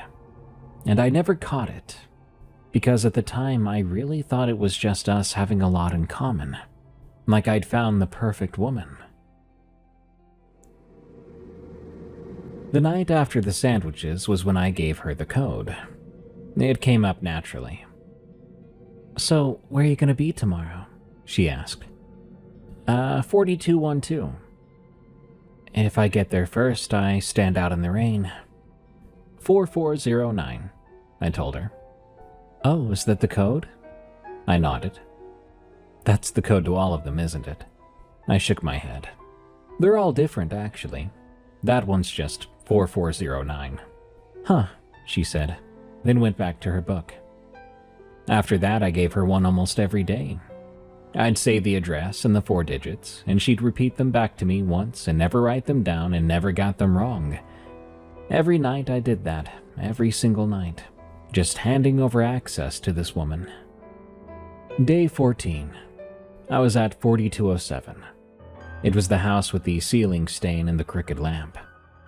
I hadn't really wanted to sleep there, but the tank in that house was the second worst on the whole rotation, and I could not justify the drive.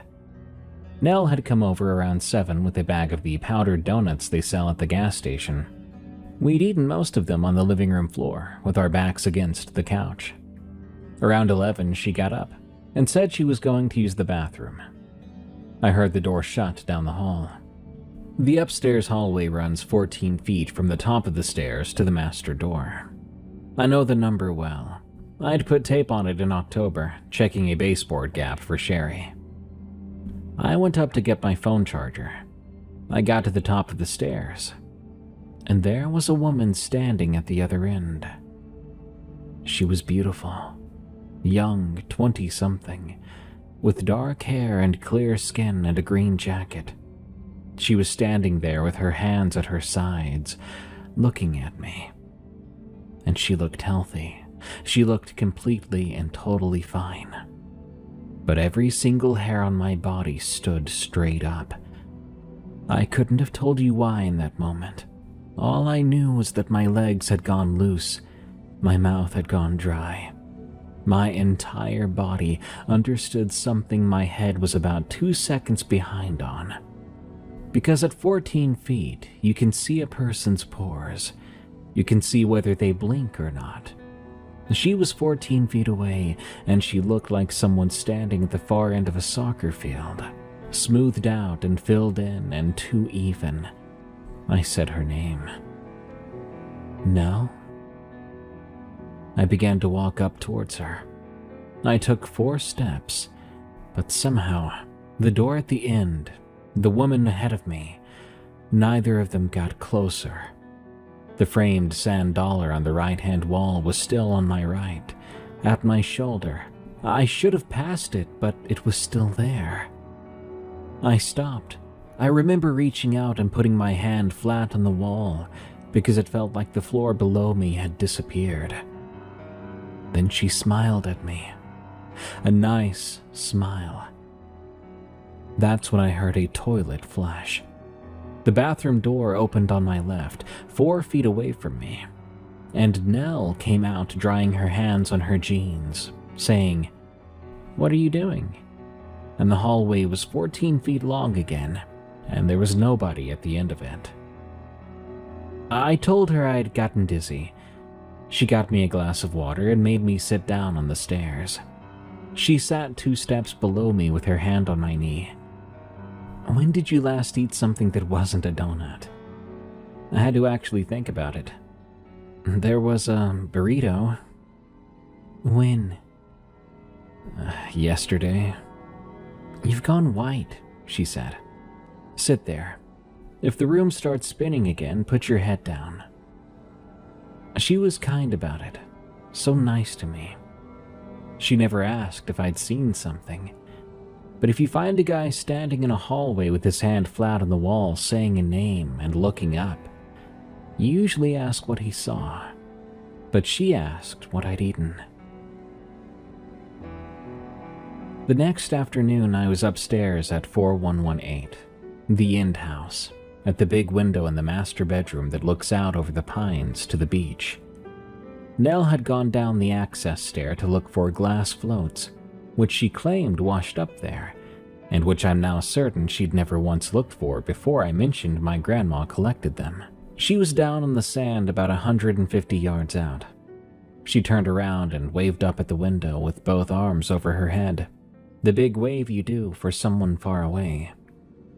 In the glass behind my own reflection, there was a woman standing in the bedroom. It was dark enough outside and bright enough inside that the glass had gone half mirror, with the bedroom laid over the beach. She was about 8 feet back near the closet, and pale. Her face was a gray-green, and the skin of it had come loose around her hairline, so there was a gap there. Her mouth was open, and the jaw hung crooked on one side, lower on the left, and her teeth were long, due to the gums pulling back off of them. I turned around so fast, I hit my elbow on the window frame. But when I did, the room was empty. The closet doors were shut, and the carpet still had the vacuum lines on it. What I thought, standing there with my elbow ringing, was, thank God. Because Nell was down on the beach. I'd been looking right at her in the same second that I saw that figure, the figure that had looked like her last time. This time they were in two completely different places. So maybe, whatever that gray thing was, it's not her, I thought, and has nothing to do with her. And I could go downstairs and hug her, and everything would be fine. Seeing two of them at once means there's two of them. Late afternoon on the 16th day, I was at 4133 finishing up. I'd stepped out the slider onto the deck to dump a bucket over the rail. The sun was starting to set. The beach was empty except for something down by the creek mouth. I saw a person standing still down there facing the water, 200 yards away. Same spot as the very first time I saw it. And I could see her face. I should not have been able to see her face that well from that distance. But just like the staircase incident, distance somehow warped.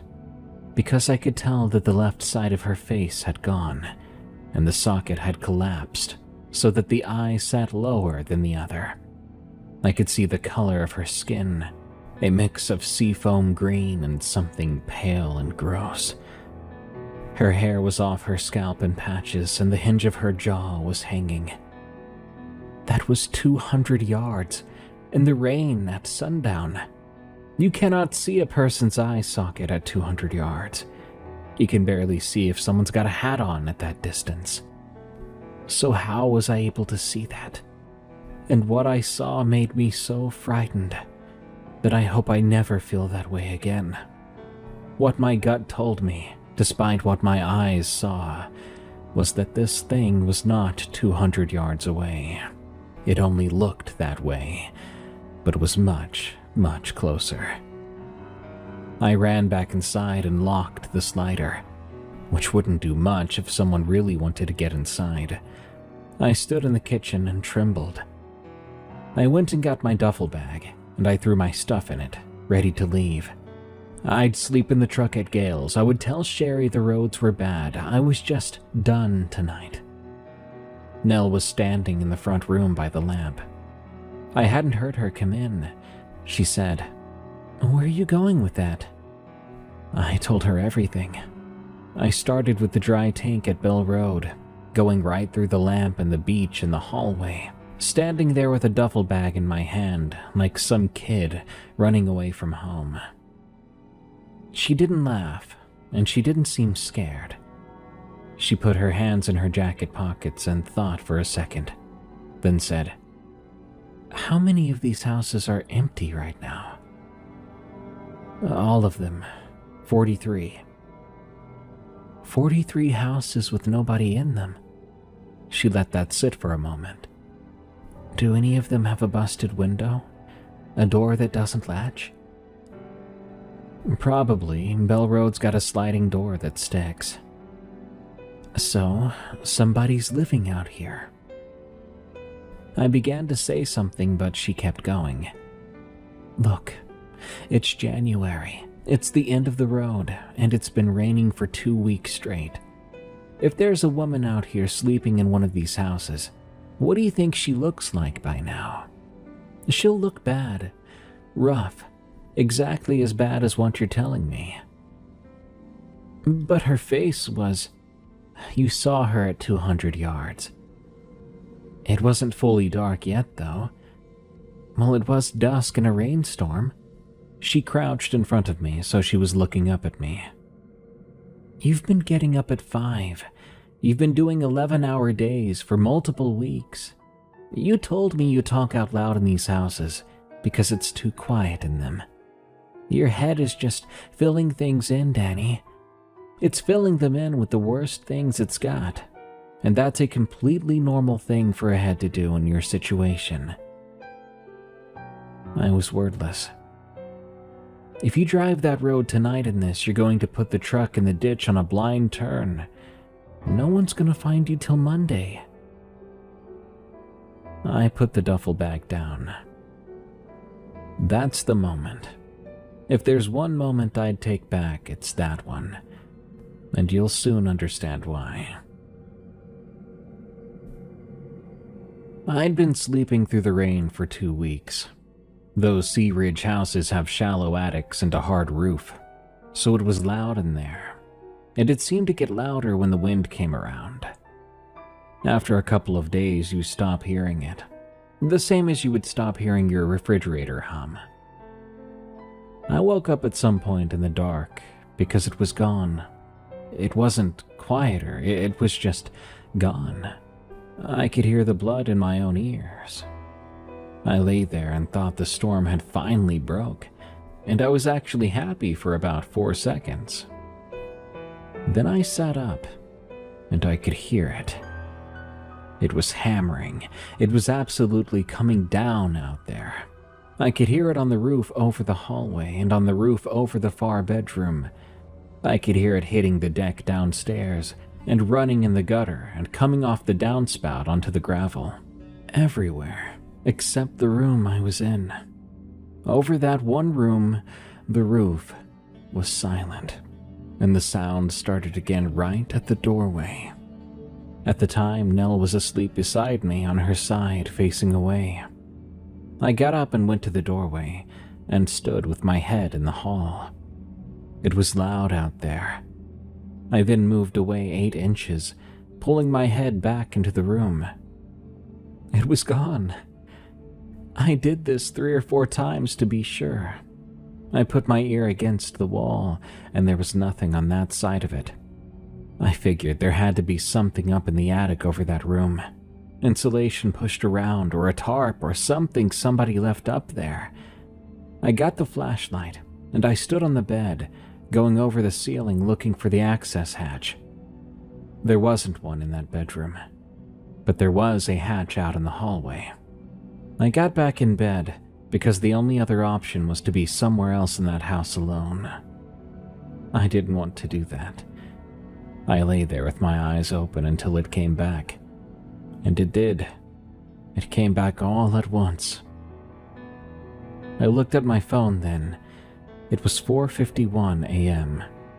Nell rolled over about a minute later, placing her arm over me, saying, "You're freezing," with her eyes shut. It was day 17 of that non-stop rain. I did 9 houses. My hands had been wet for so long that the skin on my fingertips had gone soft and white. I ate a gas station burrito for lunch, standing up in some stranger's kitchen. Sherry called and told me an owner in Chandler, Arizona was threatening to pull his house from the program because of a mildew smell, asking if I could put some vinegar on it. I said sure, and I did. Nell met me at 4319 that evening. We lay on the couch and watched about 90 minutes of a movie on my laptop with the sound on low, and I fell asleep with my head on her chest. I could hear her heartbeat. It was slow and steady. I just lay there listening to it before falling asleep, and after a while I noticed something. It was beating exactly along with mine. It wasn't near or roughly mine, but every beat was at the same time as one of mine. I've had my head on somebody's chest before. I've never heard a heartbeat do that. I thought, 2 people's hearts can't just line up like that. But because I was half asleep and stupid and happy, I tested it and held my breath. If you hold your breath, your heart slows down. When I did that, I felt my heart rate go down a little bit. I held it until my chest hurt. About 50 seconds, I think. And the whole time her heart came down with mine, step for step, beat for beat, until it was going at that low, heavy pace. Then I let go, taking a big breath. My beats and hers came back up at the same time. I lifted my head and looked at her. She was watching the movie with her chin tucked down, and she looked at me, saying, "What?"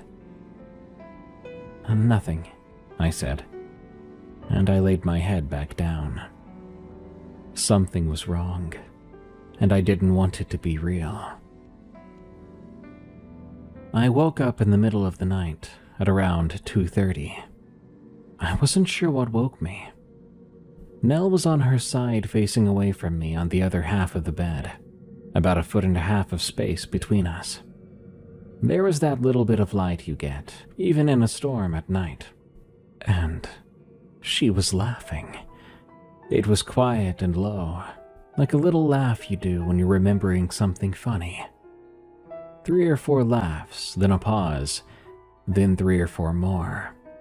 It was completely relaxed and completely normal sounding, but it terrified me in that moment. You see, when you laugh, your body moves. Your ribs, shoulders, your back, even a small laugh is noticeable by other people.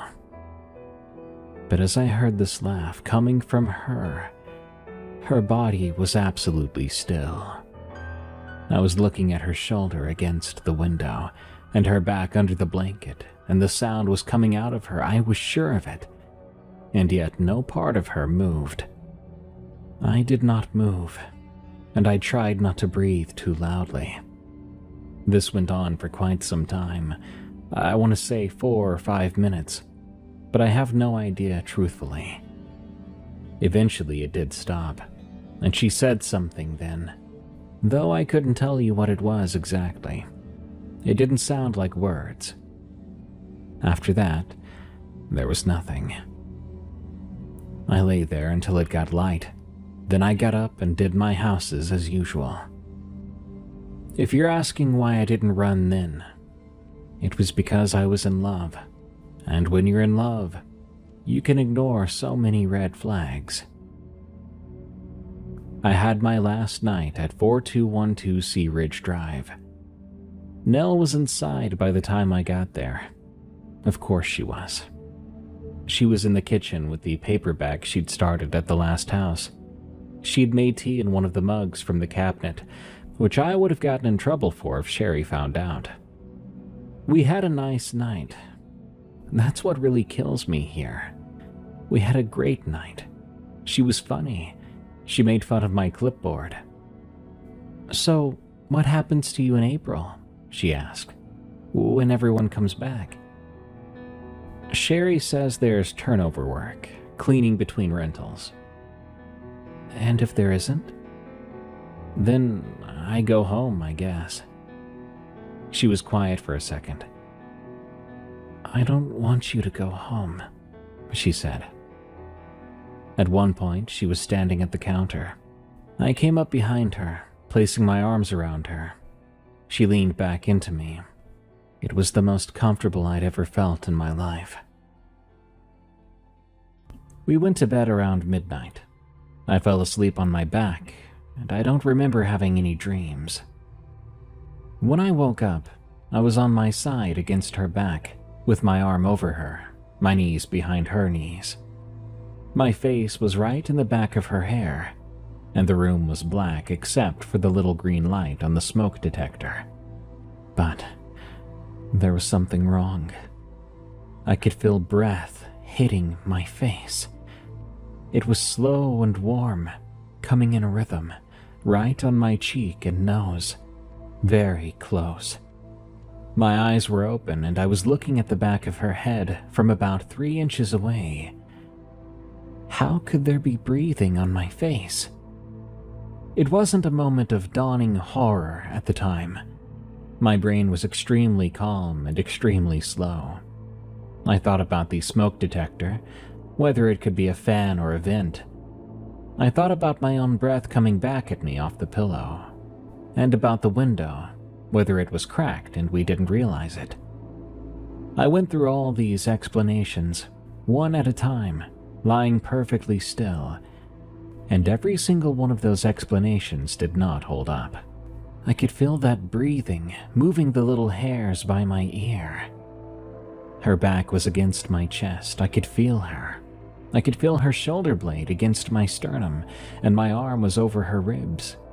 And I was beginning to realize that something only a few inches from my face was breathing in and out, with a slight catch on the inhale, like somebody with a cold. I did the stupidest thing I've ever done in my life.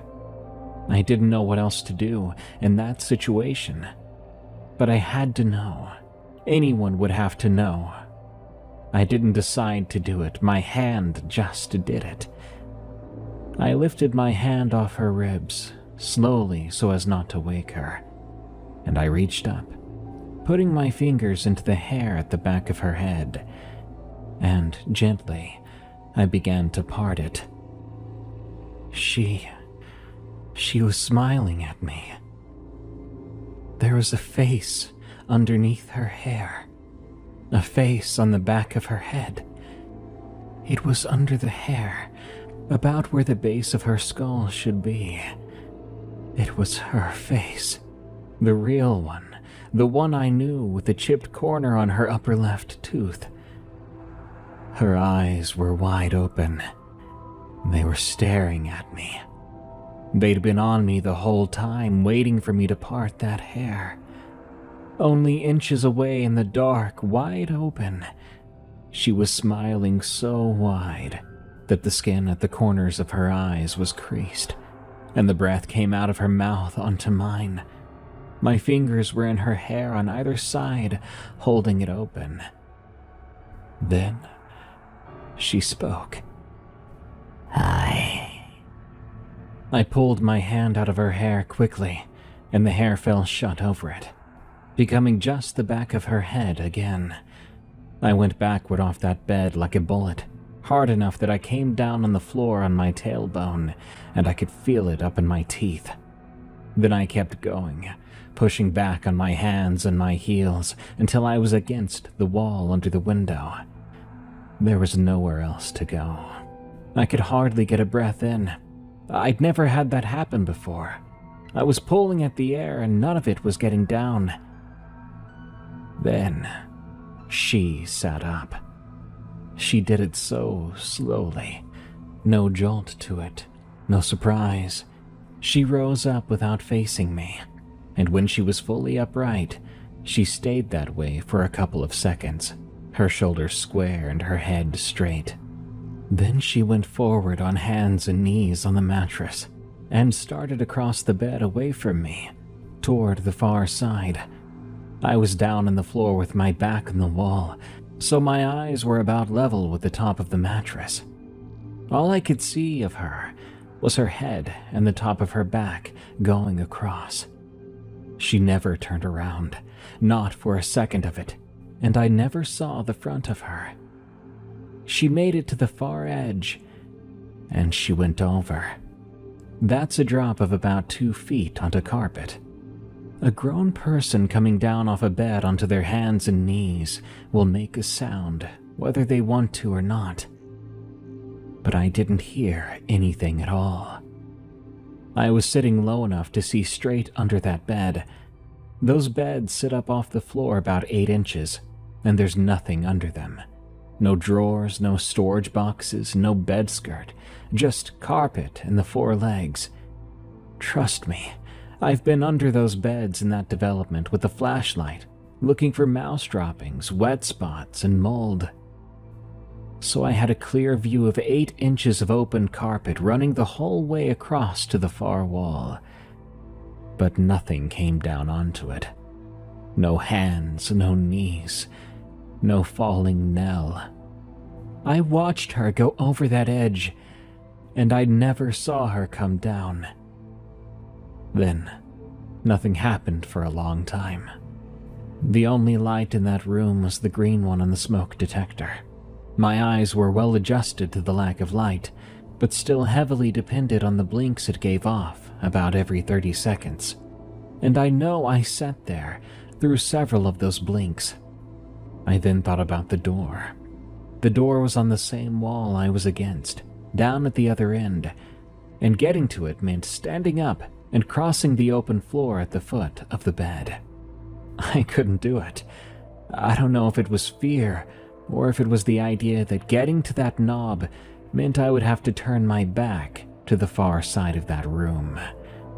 I got chills then, just imagining it. I kept looking under the bed instead, over and over, and it was the same emptiness every time. All I knew was where she wasn't. I forced myself up then, because I had to know where she went. I did it slow, keeping my hand on the wall as I went up. My legs were a mess.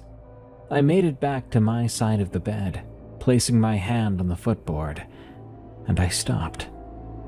Going around the corner of it meant walking into the strip of floor on her side, and that I still couldn't see into. A few feet of carpet between the bed and the wall, and I'd be standing in it before I could look at it. So I crawled back up onto the bed instead. I put one knee on the mattress, and the whole thing dipped. The frame made a noise, and I stopped. I waited, and nothing happened. I then put another knee on it. I crawled out to about the middle of it on my hands and knees, over the sheet, over the dent where the two of us had been lying 20 minutes before. And the closer I got to her side, the slower I went. I got to the edge. I put one hand down on the mattress right at the seam, and I leaned over her side of the bed, looking at the floor. There was carpet, and there was the leg of the nightstand, and there was no one down there. At that exact moment, I felt breath on the back of my neck. I screamed. I've never made that sound before. Didn't even know I could. I came off that mattress and got myself turned around at the same time. I was expecting to be looking straight at her. But there was nothing on that bed. The sheet was pushed down where the two of us had been, and there was a dent in her pillow. But that was all. I hurried over to the door, backing up to it so I could face the room. I put my back flat against that door. I scoured that room with my eyes. I took my time doing it. I wasn't going into a dark hallway or staying in there any longer without knowing where she went. It's not a big room. I'm not sure how you're imagining it, but it's not a very big room. There's the bed, a dresser with nothing on it, and about 4 feet of open floor down either side. Then there's the closet. That's the whole room. The closet doors were shut. Surely she couldn't be in there. I stood with my back on that door for a minute or two, looking at the closet, scared the doors would fly open and there she would be, gliding towards me. But that didn't happen. All the while I was working up the courage to open the door behind me. But that courage didn't come. Not yet. So I stayed put, standing there, watching every inch of that room that I could. I then reached over sideways, without taking my eyes off of that room. I felt around until I found it. The light switch. I flicked it. The light came on. This wasn't some scary movie where the lights suddenly don't come on. The place had power just fine, and the light came on as it should. There was nothing in the room, just furniture, bed, dresser, carpet, 2 closet doors, everything as it should be. It was so ordinary and empty, and now I could see every bit of it all at once. I put my shoulder blades back on that door, and I got some breath into me at last. I remember thinking in those exact words that I was going to be okay, until 2 hands came over my shoulders from behind me. My back was on that door. My shoulder blades were touching it. I had been standing against it for a couple of minutes by then. There was nothing behind me but a closed door. Those hands came down over the front of my shoulders, onto my chest. They were wet, and it wasn't water. There was something on them with thickness to it. Those hands dragged across my skin, and I could feel my skin going tacky where it touched me. And that smell came at the same time. That smell of what washes up on the beach after a storm and just lies there in a line on the sand for weeks. Then both hands came up off my chest, and the fingers went in my mouth. I didn't have time to do anything about it. They went in past my teeth, and I felt the knuckles on my tongue, and I felt one of them at the back of my throat. It tasted like a crab pot that's been sitting out in the sun. I went forward.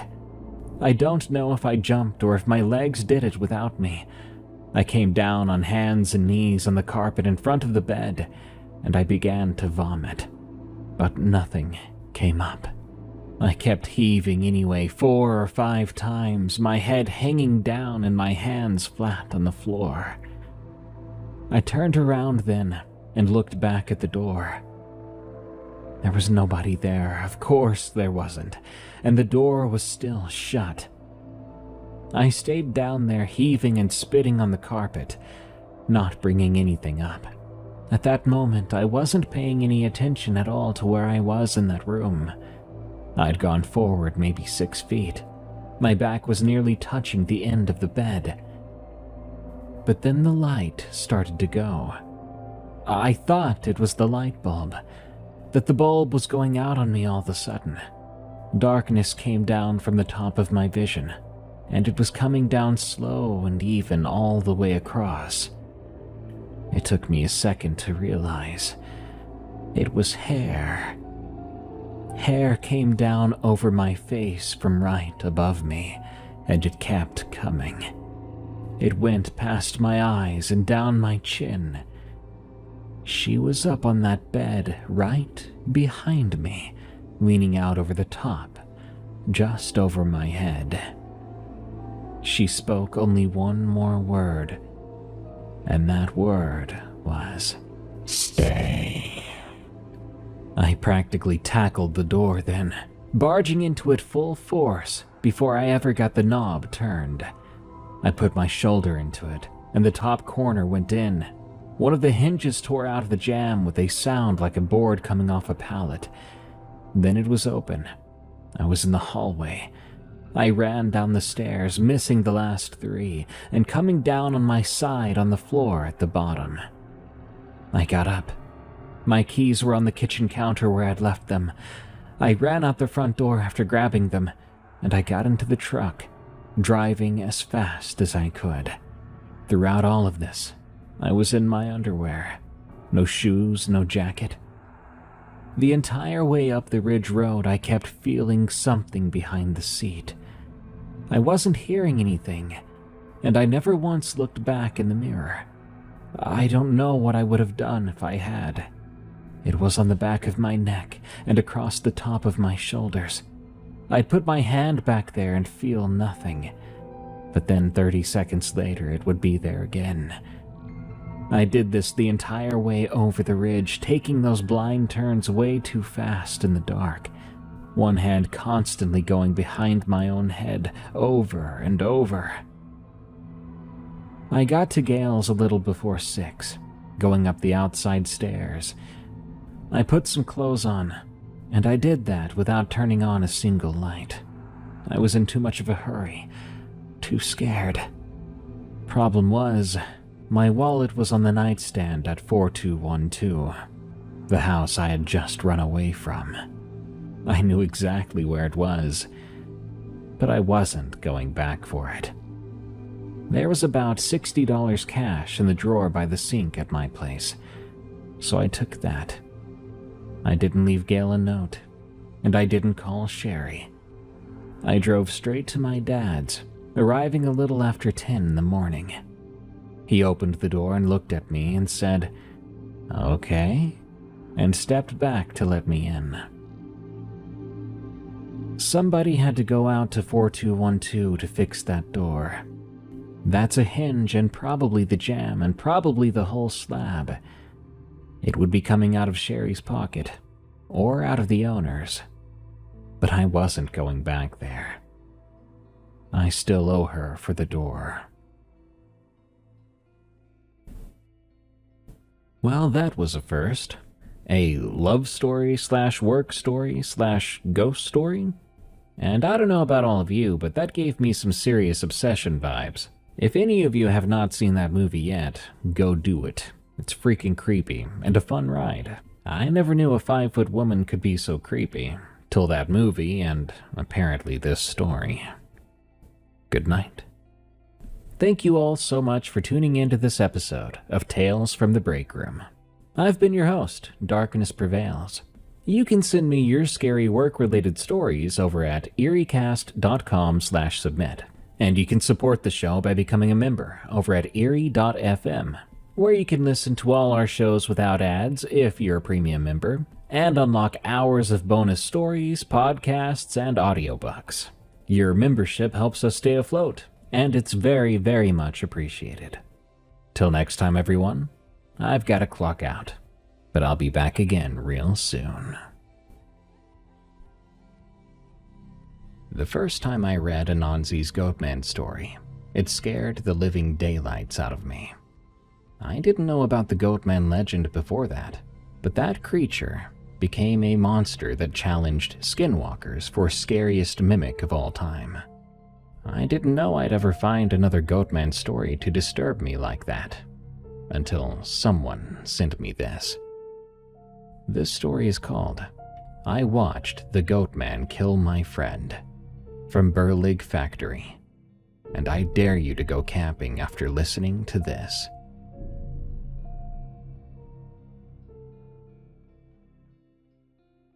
I decided to write this story because of some news I recently heard. A few hikers went missing near the Patuxent Research Refuge. Officially, they're saying it's the terrain, the weather, people getting lost like they often do. But I think it's something else. I know, because I was there 7 years ago in those same woods, and I saw what they won't find in any search grid. I live in Oregon now. I haven't been back to Maryland since that weekend, and I haven't spoken to most of the people who were with me. We made an agreement, the 5 of us, that we wouldn't bring it up, that we'd get on with our lives and pretend it was nothing more than panic and exhaustion, tired, scared minds playing tricks on us in the dark. But at the time of writing this, people are missing out there, and I don't want to keep quiet anymore. It was October 2018, early in the month, before the leaves had really turned.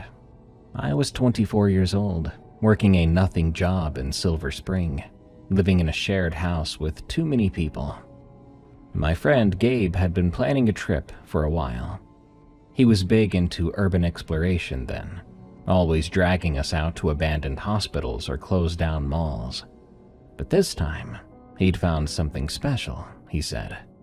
Old infrastructure around the Governor's Bridge area, near the research refuge. Buildings that had been left to rot when they reallocated funding in the 90s. There were 5 of us going. Gabe and I had known each other since high school. The planner type. He always brought maps and backup plans for these kinds of trips. Christian came because he wanted photographs for some portfolio he was building. He was a skeptical guy and did not believe in anything that he couldn't document, which should tell you something about what happened later. Terry was the one who kept everyone's spirits up. He told stories and jokes in equal rates. And Matthew, who I didn't know very well then, but who turned out to be the most sensible among us. A quiet guy. Competent, though. The plan was simple. Friday evening, drive out, camp somewhere in the woods near the refuge boundary, spend Saturday exploring the abandoned sites, then pack up Sunday morning. We found a spot off an old road, maybe a quarter-mile hike in. It was isolated, but not in a dangerous way. We could hear the occasional car in the far distance. Setting up camp took an hour. Gabe had insisted on proper gear, good tents, a decent cooking setup. By the time we had everything ready, it was fully dark. We built a fire and cooked some sausages, and we drank beer. It all felt exactly like it was supposed to feel. Like freedom, like we were getting away. It was Terry who brought up the Goatman. "You know, we're in Goatman territory," he said, poking at the fire with a long stick. He had that grin he always got when he was about to wind someone up. Christian groaned. "Not this again." "What's the Goatman?" Matthew asked. A local legend, Christian said, before Terry could answer. Creepypasta before creepypasta existed. Some guy with an axe who supposedly attacks teenagers in cars. It's more than that, Terry said. He was enjoying this. It's from the 70s, around Beltsville mostly. Some kids parking on Lover's Lane hear this sound, like metal dragging on the road. Then something hits the car. They drive off, screaming, and when they get to a gas station, they find axe marks in the roof. Deep ones. And hair, too. Thick, brown hair. Goat hair. Bullcrap, Christian said. Probably, Terry agreed. But there's a lot of stories from around here. Things people saw near the Agricultural Research Center. Some folks said it was an experiment gone wrong. Half man, half goat. Others said it was older than that. Something that lived in these woods before there were any research centers at all. And now it wanders around with an axe attacking horny teenagers, Christian said. Very plausible. We laughed. Even Matthew laughed. It was the right kind of story for a night in the woods. Scary enough to give you a little thrill. Stupid enough that you didn't actually believe it. The fire burned low. We talked about other things. And then around midnight, we turned in. I remember that first night because of how normal it was. I slept fine. If I heard anything unusual, I just don't recall it. The woods were dense and the sounds carried in a weird way. Sometimes you'd hear something that seemed very close that was probably half a mile away. But that's just how the woods are. That's just darkness and your ears adjusting. Saturday morning was clear and cold. We had coffee and instant porridge. Then we broke camp partially. We left the tents up, but secured everything else. Then we headed out to explore. The old sites were better than we'd hoped. There were these concrete bridge supports covered in graffiti, and a crumbling park service building with the roof collapsed in. There were equipment sheds with rusted machinery still inside. Christian was happy, taking photos of everything. We climbed things we probably shouldn't have climbed, and explored buildings we probably shouldn't have entered. It was exactly what we wanted, and why we came out here in the first place. By late afternoon, we were hiking back towards camp, following this trail along the refuge boundary. That's when Christian spotted it. A building set back from the path, barely visible through overgrowth. An old research station, he thought. He wanted to photograph it before we lost the light. We should head back, Gabe said, checking his phone. It'll be dark in 40 minutes. 20 minutes, Christian said. Just let me get some shots. This is perfect. We debated it. In the end, we went. It was close enough, we thought. We could make it. The station was half collapsed, concrete walls thick with ivy and moss. It looked like it had been abandoned for decades, though it couldn't have been. The refuge had only been established in the 30s, and this building looked more modern than that. 2 stories, or what remained of them. Windows like empty eye sockets. Great light, Christian said, already framing shots. We poked around while he worked. The building was more intact than it looked from outside. You could still get into some of the ground floor rooms, though the upper level was basically gone. There was debris everywhere, broken glass, chunks of concrete, water damage, animal droppings. Matthew was the one who mentioned the smell. Something died in here, he said. He was standing near a doorway that led deeper into the building. It smells wrong. He was right. It was that wet fur smell, thick and organic, mixed with something sharper. I didn't want to go closer, but Christian did, camera raised. Jesus, he said. and stopped. We crowded behind him. The room beyond the doorway was larger than the others. Might have been a laboratory once, and there was evidence someone had been living there, or something had. Not a homeless camp, it wasn't that. There were no sleeping bags or discarded food containers, no needles or bottles. What there was, though, there were bones. Animal bones. Too big for rats, but too small for deer. They almost looked arranged somehow, though I couldn't tell you the pattern. They were piled in corners, broken open for the marrow, and hair, clumps of it, matted and dark, stuck to the walls and scattered across the floor. The walls themselves had marks in them, deep scratches in the concrete, gouged out like something had been sharpening claws. We should go, Matthew said.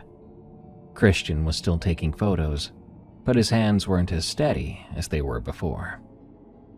We should go right now, Matthew said again.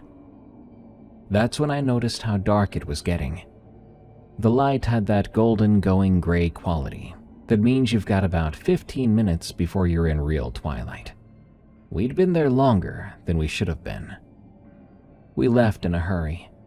Christian took a last few shots of the exterior, and then we were walking fast back along the trail, nobody doing much talking.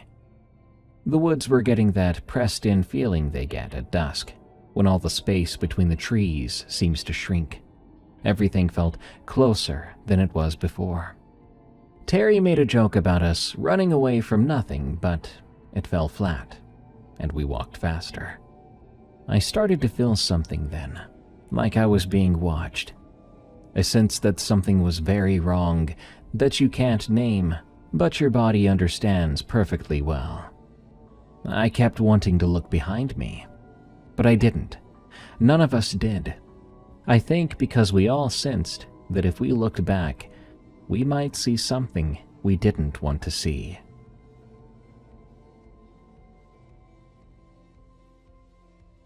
We made it to camp just as the light was going. Everything was fine. Our tents were untouched, our gear exactly as we left it. We got the fire going and cooked dinner, and the relief we felt was immense. We'd spooked ourselves, that was all.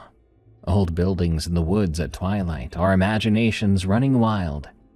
We laughed about it, and Terry started telling jokes again. But that smell came back after full dark. Matthew was the first to notice. He went still with his fork halfway to his mouth, just listening. And then he sniffed. Do you smell that? We did. It was the same smell from the station.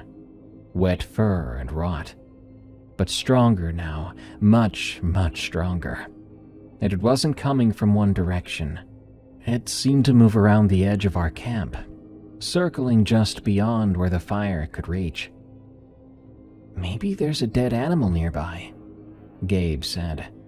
Then we heard the movement, heavy footfalls in the underbrush heading north. We all grabbed our flashlights and shined them at the trees. The beams cut through the dark, illuminating trunks and branches, but nothing else. But something was definitely out there. For maybe an hour we heard it moving around us, always staying just out of sight. There were branches snapping and that heavy tread. At one point there was a sound, like something large dragging against bark. We kept the fire going high. Not one of us thought we should go investigate.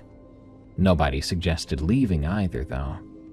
Hiking out in the dark seemed worse than just staying put, staying together. That's when Terry freaked out. Did you hear that?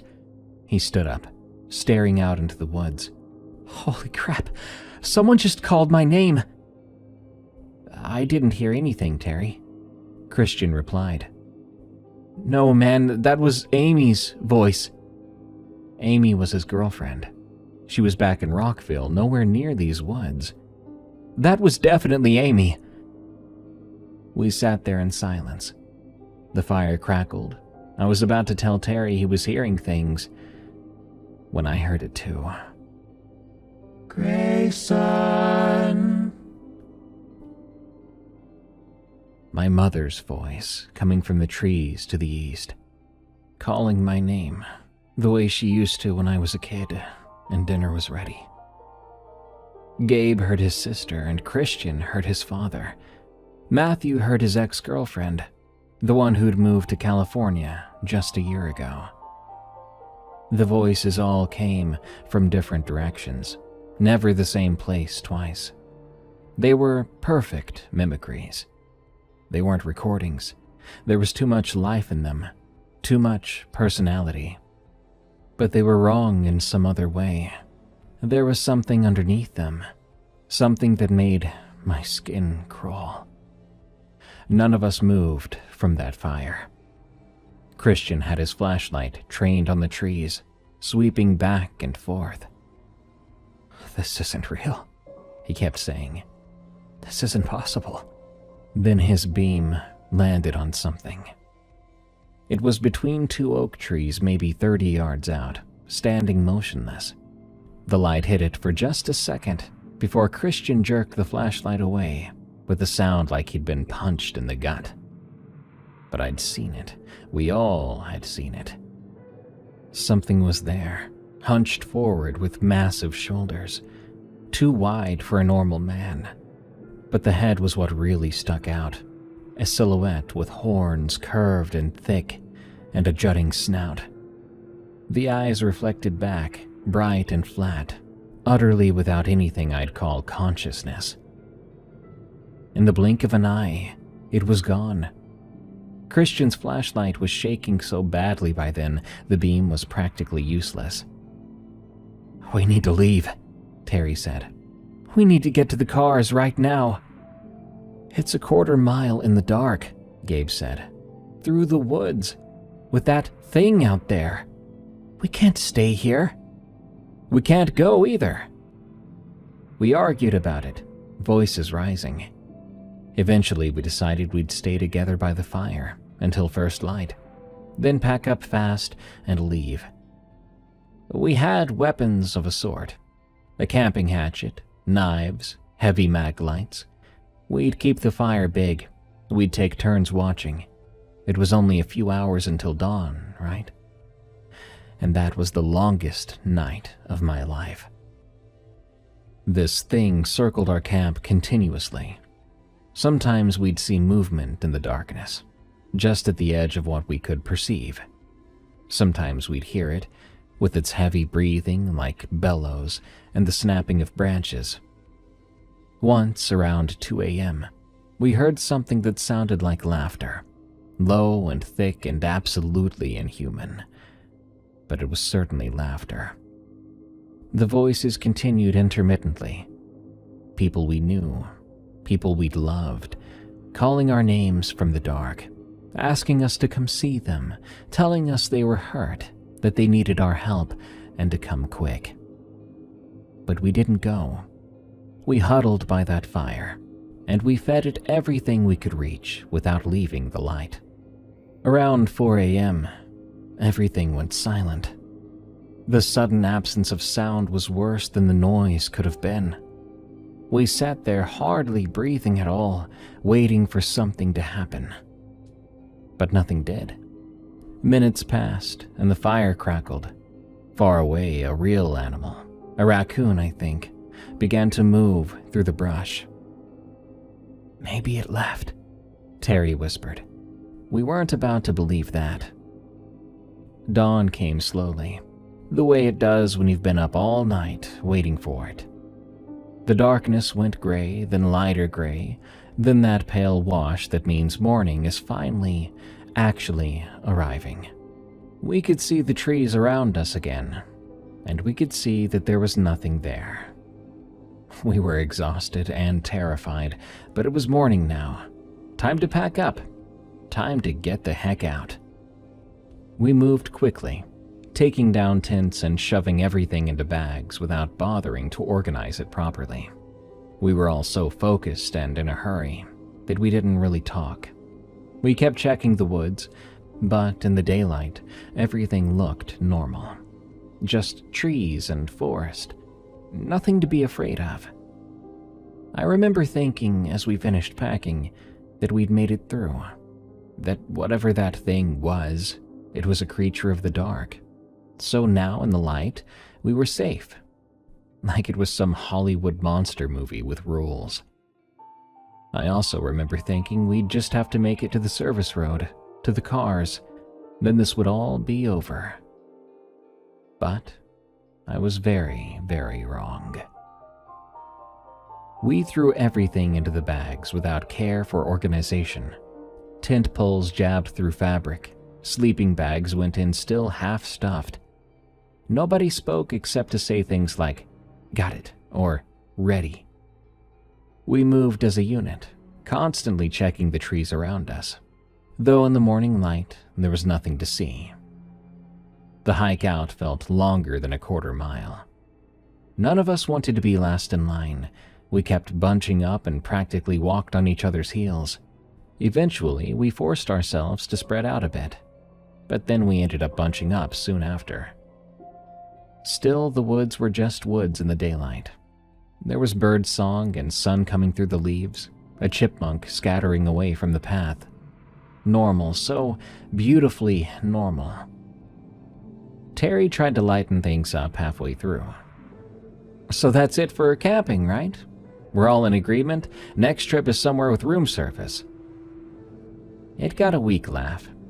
Christian and Gabe started discussing what we'd actually seen, or what we thought we'd seen. The silhouette, the horns. It could have been a deer, Christian suggested. At worst, it could have been someone screwing with us, Gabe said. Matthew kept quiet. But then Matthew was always quiet.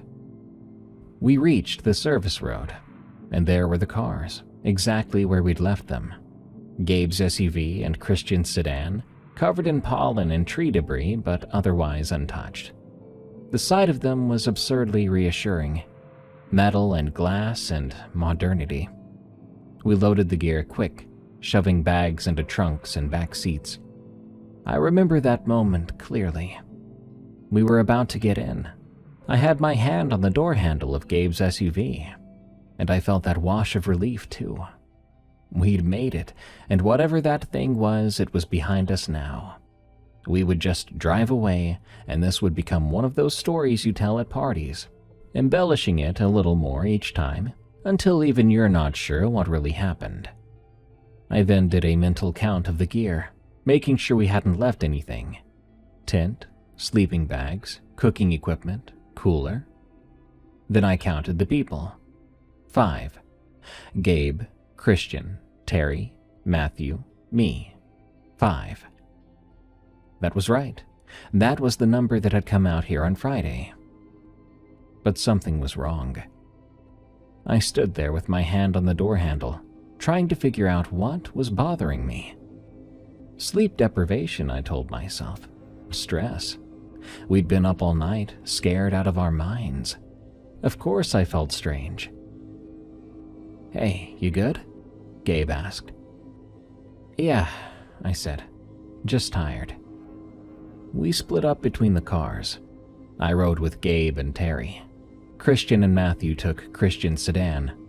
We'd caravan out, Gabe said, sticking together until we hit the highway. That old road was rutted and overgrown. Branches would scrape against the windows. It took about 15 minutes of careful driving before we made it to pavement. Then another 20 minutes to the next route, heading north toward the Beltway. Normal roads, normal traffic.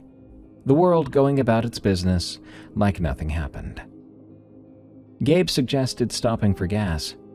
We were all running low and nobody wanted to risk getting separated. We pulled into a station just south of Laurel, both cars side by side at the pumps. Everyone got out. The sun was fully up now, bright and ordinary. People were filling up their tanks and going into the convenience store for coffee and lottery tickets. I watched an old woman put air in her tires.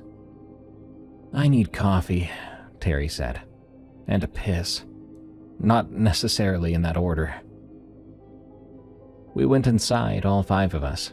Christian made a joke about how terrible we probably smelled.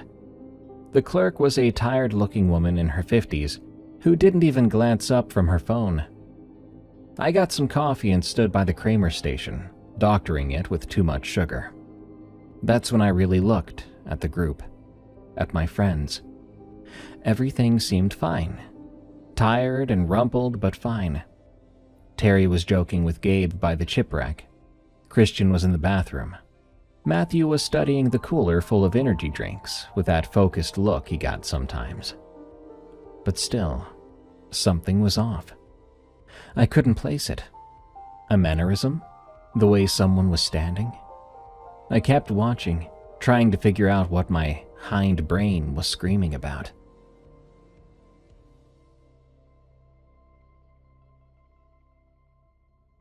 Back outside, pumping gas, Christian suggested breakfast. "We should probably eat something real," he said. "Make sure everyone's actually okay before we all head home." There was a diner just up the road. We agreed to it easily.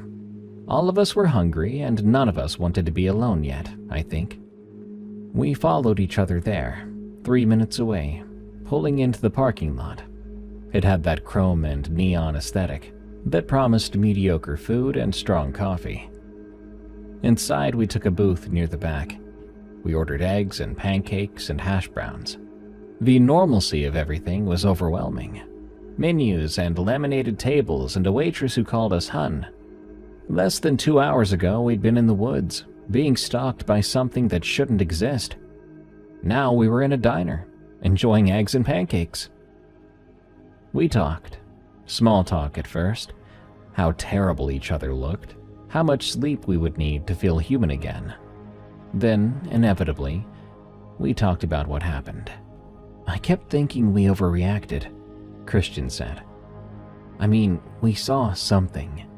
But in the dark, with flashlights, your mind fills in the blanks. It could have been..." "It wasn't a freaking deer, Christian," Terry interrupted. "I know what deer look like. I'm not saying it was a deer. I'm saying maybe it wasn't what we thought it was." "And the voices?" Gabe asked quietly. Nobody had an answer for that. Matthew had been quiet, working through his eggs methodically. Eventually, he said, "The worst part was when we heard it circling the camp, when Terry was on watch, and it got close to the tents." I looked up from my coffee. "When was that?" I asked. "Around 1, maybe? 1:30? When you and Gabe were sleeping, and Terry was keeping watch." "Matthew," I said slowly, "you weren't at the camp at the time. You went to get water from the creek." "No, I didn't," he said, smiling. "I was right there." "No, you went to refill the bottles. You were gone for like 10 minutes. We were worried about you." The smile didn't waver. "I think you're misremembering. I was there the whole time." I looked around the table. Gabe shrugged. He'd been half asleep. He hadn't seen. Christian looked confused, and Terry was frowning, trying his best to remember. "Pretty sure you were there, man," Terry said to Matthew. But I knew Matthew had gone to the creek because I'd watched him leave myself. Watched him walk into the dark with the empty water bottles, terrified he would never come back. I looked at Matthew carefully now. Really looked. It was Matthew. Same face, same build, same clothes he'd been wearing yesterday. He even sat the same way and was slightly hunched over his food. Everything was right, but everything was wrong. "Excuse me," I said, and I slid out of the booth. I headed to the bathroom. In the mirror, I looked like crap. Dark circles, pale skin, hair sticking up all over. I ran some water and splashed my face, trying to think more clearly. 5 people had gone into those woods. Me, Gabe, Christian, Terry, Matthew. 5 people were at this diner. The math was right. So why did I feel so wrong? I counted again. In the bathroom. Me. At the table. 4 others. 5 total. That was correct. So why were my hands shaking? When I came back to the table, everyone was still eating and talking. I slid into my seat and just watched, trying to figure out what my instincts were screaming about. Matthew picked up his fork. I raised an eyebrow.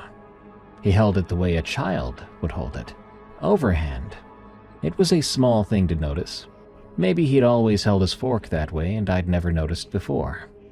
Then he smiled at something that Christian said, and the smile seemed a bit too wide. And his eyes. There was something in his eyes that wasn't quite right. Not obviously wrong, but off. I couldn't help myself. "Matthew," I said, "you remember that concert we went to in Baltimore? What was that band's name?" He looked at me. "Which concert?" "The one at the Auto Bar, 2 years ago. You spilled beer all over yourself." "Oh, right," he said. "That was, God, I can't remember the name. An indie rock band?" "Yeah. Local guys, right?" Matthew and I had never been to a concert together. We barely knew each other before this trip. He was Gabe's friend from work. "You're not Matthew," I said. The table went silent. Everyone stared at me. "What?" Matthew said, still smiling. "You're not Matthew." Gabe leaned forward. "Dude, what are you talking about? Have you gone insane?" "That's not him. That is not Matthew." Christian put his hand on my arm. "Man, you've been up all night. You're exhausted. We all are." "Look at him," I said. "Really look at him." They looked. They saw Matthew, tired and confused, watching me, concerned. "I think you need some sleep," Terry said quietly. "Maybe we should take you to—" "Matthew and I have never went to a concert together," I said.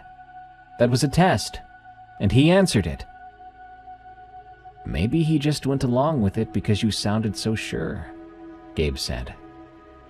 I looked at Matthew, just looked at him, and he looked back, still smiling a too wide smile. "Where is he?" I asked. "What did you do with the real Matthew?" "Oh God, man, I think you're having some kind of episode," Christian said. His hand was still on my arm, trying to anchor me. "Last night was screwed up, yeah, but we're all screwed up. But Matthew's right here." But I was certain now. The thing from the woods was sitting across from me, wearing Matthew's face. "I need air," I said, and I pulled away from Christian. I slid out of the booth and walked fast toward the door. Outside in the parking lot, I leaned against Gabe's SUV, breathing hard. What was I supposed to do about this? Scream, "Help me, my friend's been replaced"? Everyone would think I'm insane. Maybe I was insane. But if I wasn't, if that thing was really in there pretending to be Matthew, then the real Matthew was still in those woods, hurt, or worse. The diner door opened. All 4 of them came out, walking toward me carefully, like I was a rabid animal. "Hey," Gabe said gently, "let's talk about this." "You need to see a doctor," Christian said. "I'm serious, man. I think the stress—" "I'm fine," I said. I need to go back." "Back home?" "No, to the campsite. I left something there." It was a lie. I'd never been good at lying, but I needed to search for Matthew. Needed to find him before. "We're not going back there," Christian said flatly. "No freaking way." "Then I'll go alone." "That's an even worse idea," Terry said. We argued, raising our voices in the parking lot of that diner, while other customers came and went. Gabe tried to mediate. Christian insisted I needed professional help. Terry just looked uncomfortable. Matthew, though, he stood slightly apart, watching everything go down, but not saying anything. Finally, Gabe sighed. Okay. I'll go back with you. We'll do a quick search, check the campsite for what you lost, and you'll see that there's nothing wrong. We can all go home and sleep this off. I'll go too, Matthew said. The words sent ice down my spine. You don't have to, I started. I want to help, he said. That smile again. We should stick together. I looked at Gabe, trying to communicate something with my eyes. Don't let him come. But Gabe just looked too tired for this. He was also worried and slightly annoyed. Fine, Christian said. 3 of you go. Terry and I will just wait here. We'll give you 2 hours. If you're not back by then, we're gonna call the cops. Fair enough, Gabe said. So that was it. 3 of us would go back to those woods. Me, Gabe, and the thing pretending to be Matthew. We got in Gabe's SUV, me in the front passenger seat, Matthew in the back. Gabe started the engine. This is a waste of time, Gabe muttered, pulling out of the parking lot. There's nothing at that campsite. I watched Matthew in the side mirror. He sat very still, his hands folded in his lap. He looked out the window at the passing scenery. I knew 2 things with absolute certainty. That wasn't Matthew, and whatever it was, I was about to be alone with it in the woods. The drive back to that old road took 25 minutes. Neither Gabe nor I spoke much. Matthew said nothing at all. When we pulled onto the rutted dirt road, heading back toward where we'd camped, my stomach turned. Gabe parked near where we'd parked before. We got out. The woods were completely silent. Let's make this quick, Gabe said. What did you leave? I couldn't remember what I'd claimed to have left, if I claimed anything at all. My mind was blank. Behind us, Matthew smiled. Lead the way, he said softly. And we walked back into the trees. The hike back to the campsite was worse the second time. Gabe kept asking what I'd left behind, and I kept giving vague answers. My backpack, I said. Important stuff in it. He didn't push, but I could feel his frustration building. Behind us, Matthew said nothing. I kept turning to check on him. He was always there, maintaining the same distance, the same calm expression on his face. He was in no hurry, not worried one bit. We reached the campsite around noon. The fire pit was cold, full of white ash. Our footprints from the morning were still visible in the soft earth, but there was no sign of anything else. No sign of Matthew, the real Matthew. Okay, where is it? Gabe said. What did you leave? I need to search around here, I said. Can you help me look? Look for what? Just help me. He sighed but started walking the perimeter of our old site. I peered into the woods, looking for Matthew. Behind me, the other Matthew stood very still, watching. I'm gonna try further in, I said, pointing toward where we'd run from last night, toward where we'd seen the thing between the trees.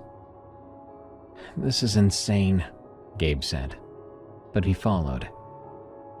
We pushed deeper into the refuge, off the trail now, moving through undergrowth. I kept my eyes open for Matthew, any sign or trace of him. Gabe was getting more irritated with each passing minute. This Matthew followed behind us like a shadow. I then found tracks in a patch of soft ground near a fallen log. They looked like large cloven hoofprints, pressed deep into the ground. Pretty recent. The edges were still sharp, not eroded by weather. "Look," I said to Gabe. He crouched down, studying them. "These are... what are these?" "You know what they are." The tracks led deeper in, toward a steep slope I hadn't noticed before. The ground dropped away suddenly, a ravine maybe 20 feet deep, thick with brush and vines. "We should go back," Gabe said. "This is crazy, Help." I heard it then, a sound from below, crying, moaning, something human in pain. "Did you hear that?" Gabe nodded, his eyes wide. We approached the edge carefully. I called down. "Hello? Is someone down there?" The sound came again. I was certain then it was human, and they needed help. "We have to go down," I said. "That's a bad idea. Someone's hurt down there." I found a spot where the slope was less steep, where exposed roots might serve as handholds. We started to descend without waiting for Gabe's agreement. Behind me, I heard him curse, then start climbing down after me. It was treacherous. Loose soil, roots that gave way under your weight, branches that scratched and grabbed. I slipped twice, barely catching myself, but I made it to the bottom, landing in ankle-deep leaf litter. The sound was closer now, to my left, hidden in heavy brush. I pushed through, and I found him. Matthew. The real Matthew. He was partially buried in leaves and debris, his leg bent at a bad angle, his face gray with pain and exhaustion. But his eyes were open and alert. When he saw me, something like relief flooded his face. "Thank God," he whispered. I thought it would come back." Gabe crashed through the brush behind me, taking one look at Matthew and going completely pale. "Jesus Christ, what happened?" "It took me," Matthew said. His voice was barely there. "Last night, during my watch, I was away from the fire for a minute, getting water. Something grabbed me from behind and dragged me away. I couldn't scream. My leg..." I looked up at the edge of the ravine. The other Matthew was standing there, looking down at us, not moving to help, not calling out to ask if we'd found anything, just watching. I watched as the figure's posture began to shift, subtle at first, the shoulders broadening, the spine curving forward, the proportions becoming all wrong. "Gabe," I said quietly, "look up there." He looked up, and he saw it too. The thing that had been pretending to be Matthew was dropping the pretense, its back hunched, head lowering, limbs extending. The human shape it had worn like a costume began to fall away. "What the heck?" Gabe breathed. "What is that?" It stood at the edge of the ravine, its true form revealed now. Bipedal, 7 feet tall, fur covered with massive shoulders. The head was goat-like, elongated snout and curved horns and all that. But its eyes were forward-facing like a predator's, like a human's. It looked down at us and made a sound that wasn't quite laughter, not quite the bleat of a goat, but something in between.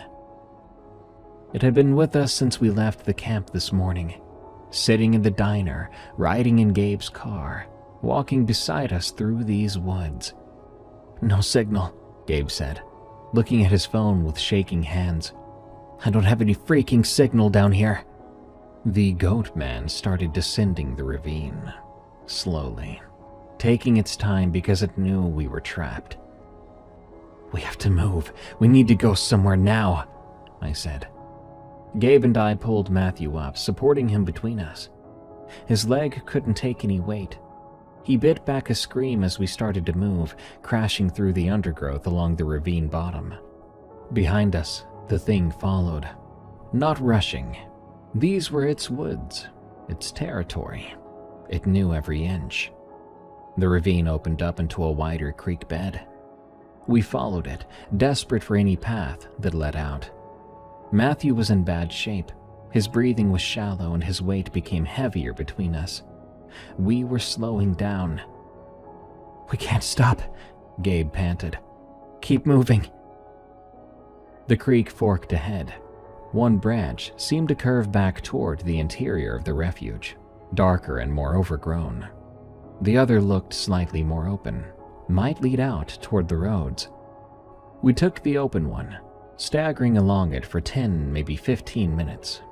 Matthew's head lolled against my shoulder. Then I realized we'd chosen wrong. The trees were getting denser. There were no signs of trails or roads, no signs of traffic. We were heading deeper into the refuge, not away from it. "Gabe," I said, "we have to go back." He was about to answer when we saw it. Ahead of us, blocking our path, stood the goat man. It had circled around, herded us deliberately. This wasn't a chase.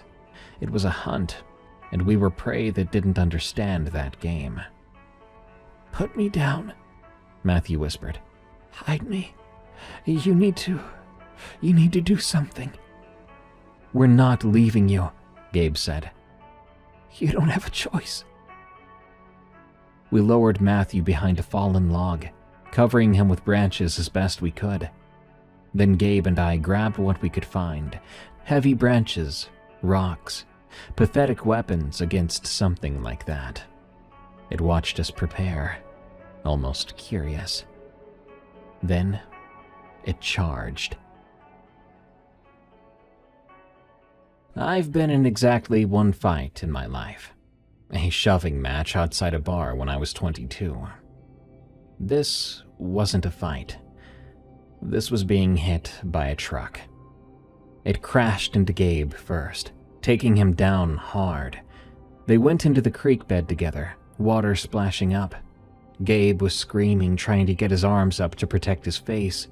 But that thing was on top of him, impossibly strong, the goat head snapping down. I hit it with the branch I'd been holding, brought it down on its back with everything I had. The branch shattered. But it worked. The goat man turned its attention to me. It rose up from Gabe, pivoting with a fluid grace that something that big shouldn't have. Its eyes locked on mine. I could smell its breath, rancid and metallic. Something animal, something ancient. I could see its teeth. There were too many of them. It took a step forward. I stumbled back, tripping over a root, and I went down hard. Gabe tackled it from behind then. I don't know where he found that strength. He was bleeding from his face and chest, but he hit that thing with his full weight, wrapping his arms around its torso. "Go!" he screamed at me. "Get Matthew and go!" The goat man spun, throwing Gabe against a tree. The sound of impact was terrible. But Gabe held on, dragging the thing down, giving me the seconds I needed. It was the worst moment of my life, worse than anything that came after, because I ran. I pulled Matthew up, got him over my shoulder in a fireman's carry, and I ran back the way we'd came, leaving Gabe there, fighting something that couldn't be fought, buying us time with his life. Behind me, Gabe's screams cut through the woods until they stopped. There was only silence then, and then the sound of heavy footsteps. It was coming. I crashed through the underbrush, Matthew's dead weight nearly pulling me down with each step. My lungs were on fire, my legs were shaking, and still I ran. The creek bed, then the fork. Back the other way now, the way we should have gone in the first place. I couldn't hear anything over my own ragged breathing and the sound of branches breaking as I pushed through. Then I saw the trail, an actual marked trail with a wooden sign and a posted map. Signs of humanity, of order, of safety. I staggered onto it, nearly falling, caught myself on a trail marker. Matthew groaned against my shoulder. I kept moving along the trail, praying it would lead somewhere, anything but deeper into this nightmare.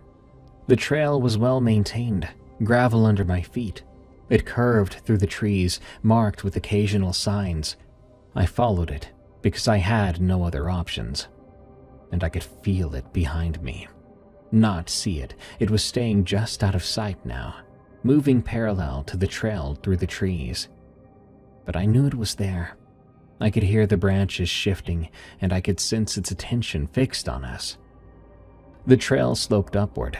My legs were screaming, and Matthew was barely conscious. His breathing was shallow and fast.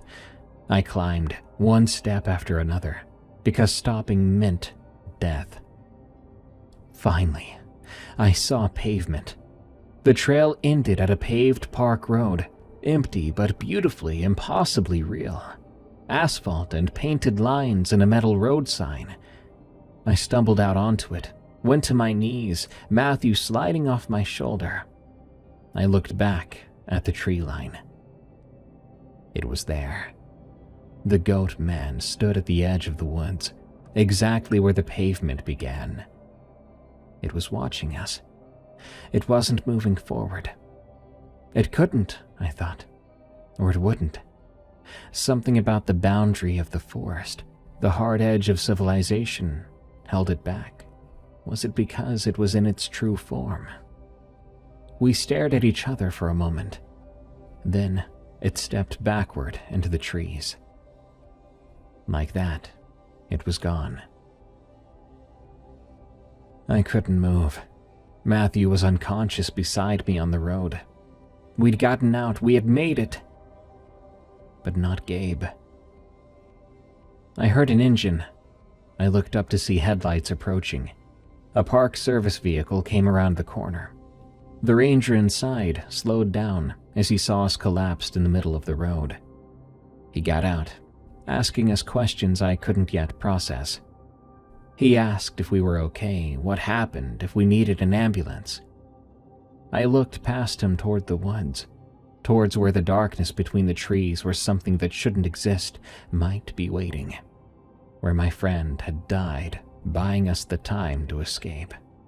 "There's someone else. There's someone else in the woods. We have to," I said. But even as I said it, I knew there was nothing left to find. Nothing left they could do. The ranger was on his radio, calling for medical support, asking our names and where we'd been. I looked at Matthew, still breathing but only barely, then back at the woods. I knew with absolute certainty that whatever had happened in there, whatever we'd encountered, the world was not going to believe us, could not believe us. The woods kept their secret, and one of them was Gabe. 15 minutes is how long it took for the ambulance to arrive, but that felt like hours. Matthew had stopped responding. His breathing was so shallow, I wasn't sure he was going to make it. His skin was cold, like a corpse. "Shock," the paramedic said. She tried to keep him warm with a blanket. EMTs worked on him. He was critical. They got him stabilized enough to move and loaded him up quickly. I was ambulatory, they said. Cuts and scratches, exhaustion, possible concussion, but I could walk. As the ranger pounded me with more questions, I answered. "Bear," I said. The lie was instinctive. "Bear attack. My friend, Gabe, he's still out there. There were 2 others. Christian and Terry, but they're waiting at the diner. Where did this happen? I tried to explain. The creek bed, the ravine, somewhere past the marked trails. Before long, my words weren't making sense. The ranger kept asking me to slow down, to breathe. They then loaded me into the ambulance with Matthew. As the doors closed, I got one last look at the woods. The trees were just trees in the afternoon light. Normal, seemingly innocent. But I knew better. At the hospital, Matthew went straight to surgery. He had a compound fracture of the femur, possible internal bleeding, severe dehydration. I was taken to an examination room where a doctor cleaned my cuts and checked me over. There were some bruised ribs, lacerations, exhaustion, but nothing life-threatening. Some police arrived while I was being stitched up. 2 cops, young and professional. They needed my statement about what happened. So I had to re-explain everything again. The female officer called it in, contacting the Laurel Police Department. She asked them to send over someone to the diner to check on the 2 men waiting there. She then came back into my examination room and said something that made my blood freeze. Sir, the officers at the diner are confused. Your friends Christian and Terry are there, as you said, but so is Gabe. They said they've been waiting there since you left with Matthew. I stared at her. That's not possible. They're pretty certain. They say he's been with them for over 3 hours. He couldn't have been. He was with us. I watched him be attacked and... She looked at her partner. The look said everything. I was in shock. I got a head injury. I was seeing things. We need you to start from the beginning, please, she said carefully. So I did. Matthew pulled through, made a complete recovery, and you would never know what he had been through by just looking at him today. Terry and Christian are just fine. Still sometimes make fun of me for begging to go back to that god-awful clearing that day, just to get attacked by a bear. Gabe, though, he's a different story. It took me so long to trust him again. I'd watched who I thought was Gabe be attacked by the goat man. I'd heard his dying screams in the distance as I ran away. But when I saw him again in person, I was watching him like an interrogator, trusting nothing he did or said. Unlike the fake Matthew, though, Gabe, even after weeks, did not behave strangely. There was nothing off. Nothing except the misaligned events in my head. Gabe had come with me, had drove us back out to the woods, didn't he? Or is the goat man able to warp your thoughts and your mind entirely? I struggled for some time. When such an important and traumatic event makes absolutely no sense in your head, it can make you feel depressed, even psychotic. Eventually, like Matthew, I pulled through in my own way. Now, Gabe and I are the friends we used to be. To the others, they thought I drove out with Matthew to go find something back at the campsite, and that's the end of it. We've all agreed to stop bringing this up, likely just to keep my mental wounds from tearing back open.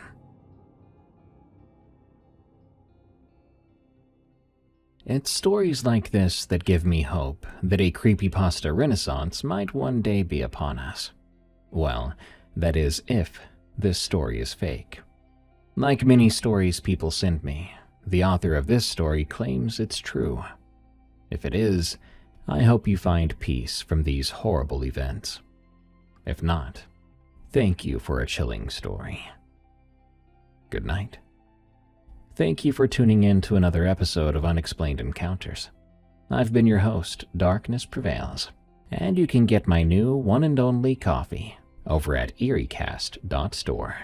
Make your morning something to fear with the Morning Brew. Also, be sure to rate and follow Unexplained Encounters on Spotify and Apple Podcasts, or your favorite podcast app. If you'd rather, you can just subscribe to me on YouTube. at Darkness Prevails. Thank you. Till next time, everyone, stay safe out there and stay creepy, because this world is a strange one.